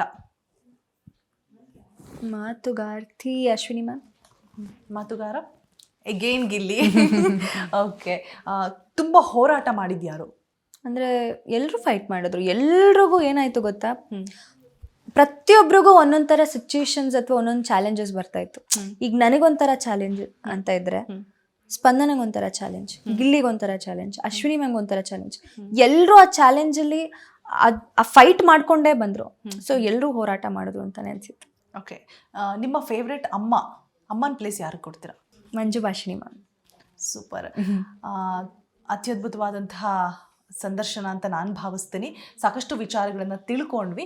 ಅದರ ಜೊತೆಗೆ ಕಾವ್ಯನ ಬಗ್ಗೆ ಕೊನೆಯ ಪ್ರಶ್ನೆ, ಒಂದಷ್ಟು ವಿಚಾರಗಳು ಗೊತ್ತಿಲ್ಲ ಸಾಕಷ್ಟು ನಿಮ್ಮ ಅಭಿಮಾನಿಗಳಿಗೆ. ಕಾವ್ಯ ಹೇಗೆ ಬಂದರು ಇಂಡಸ್ಟ್ರಿಗೆ, ಏನು ಮಾಡ್ತಾ ಇದ್ರು, ಎಲ್ಲಿ ಅವರು ಅಂತ ಹೇಳ್ಬಿಟ್ಟು ಒಂದು 2 ಲೈನಲ್ಲಿ ಎಕ್ಸ್ಪ್ಲೇನ್ ಮಾಡೋದಾದ್ರೆ? ಅದನ್ನು ಹೇಳಿದ್ದೀನಿ ಸಾಕು, ತುಂಬ ಸಲ ಹೇಳಿದ್ದೀನಿ, ಬಿಗ್ ಬಾಸ್ ಶೋ ಅಲ್ಲೂ ಹೇಳಿದ್ದೀನಿ. ಅದೇ ನನಗೆ ಇಂಡಸ್ಟ್ರಿಗೆ ಬರಬೇಕು ಅನ್ನೋದು ಯಾವತ್ತೂ ಅಂದ್ಕೊಂಡವಳಲ್ಲ. ಒಂದು ಚೆನ್ನಾಗಿ ಓದ್ತಾ ಇದ್ದೆ, ಡಿಪ್ಲೊಮೊ ಓದ್ತಾ ಇದ್ದೆ. ಡಿಪ್ಲೊಮೊ ಫೈನಲ್ ಇಯರ್ ಹಂಗೆ ನನಗೆ ಈ ಕಡೆ ಡೈವರ್ಷನ್ ಸ್ಟಾರ್ಟ್ ಆಯಿತು. ಇಲ್ಲಿ ಏನಾದರೂ ಮಾಡಬೇಕು, ಆಡಿಷನ್ಸ್ ಕೊಡಬೇಕು, ವಿಡಿಯೋಸ್ ಎಲ್ಲ ಮಾಡ್ತಾ ಇದ್ದೆ.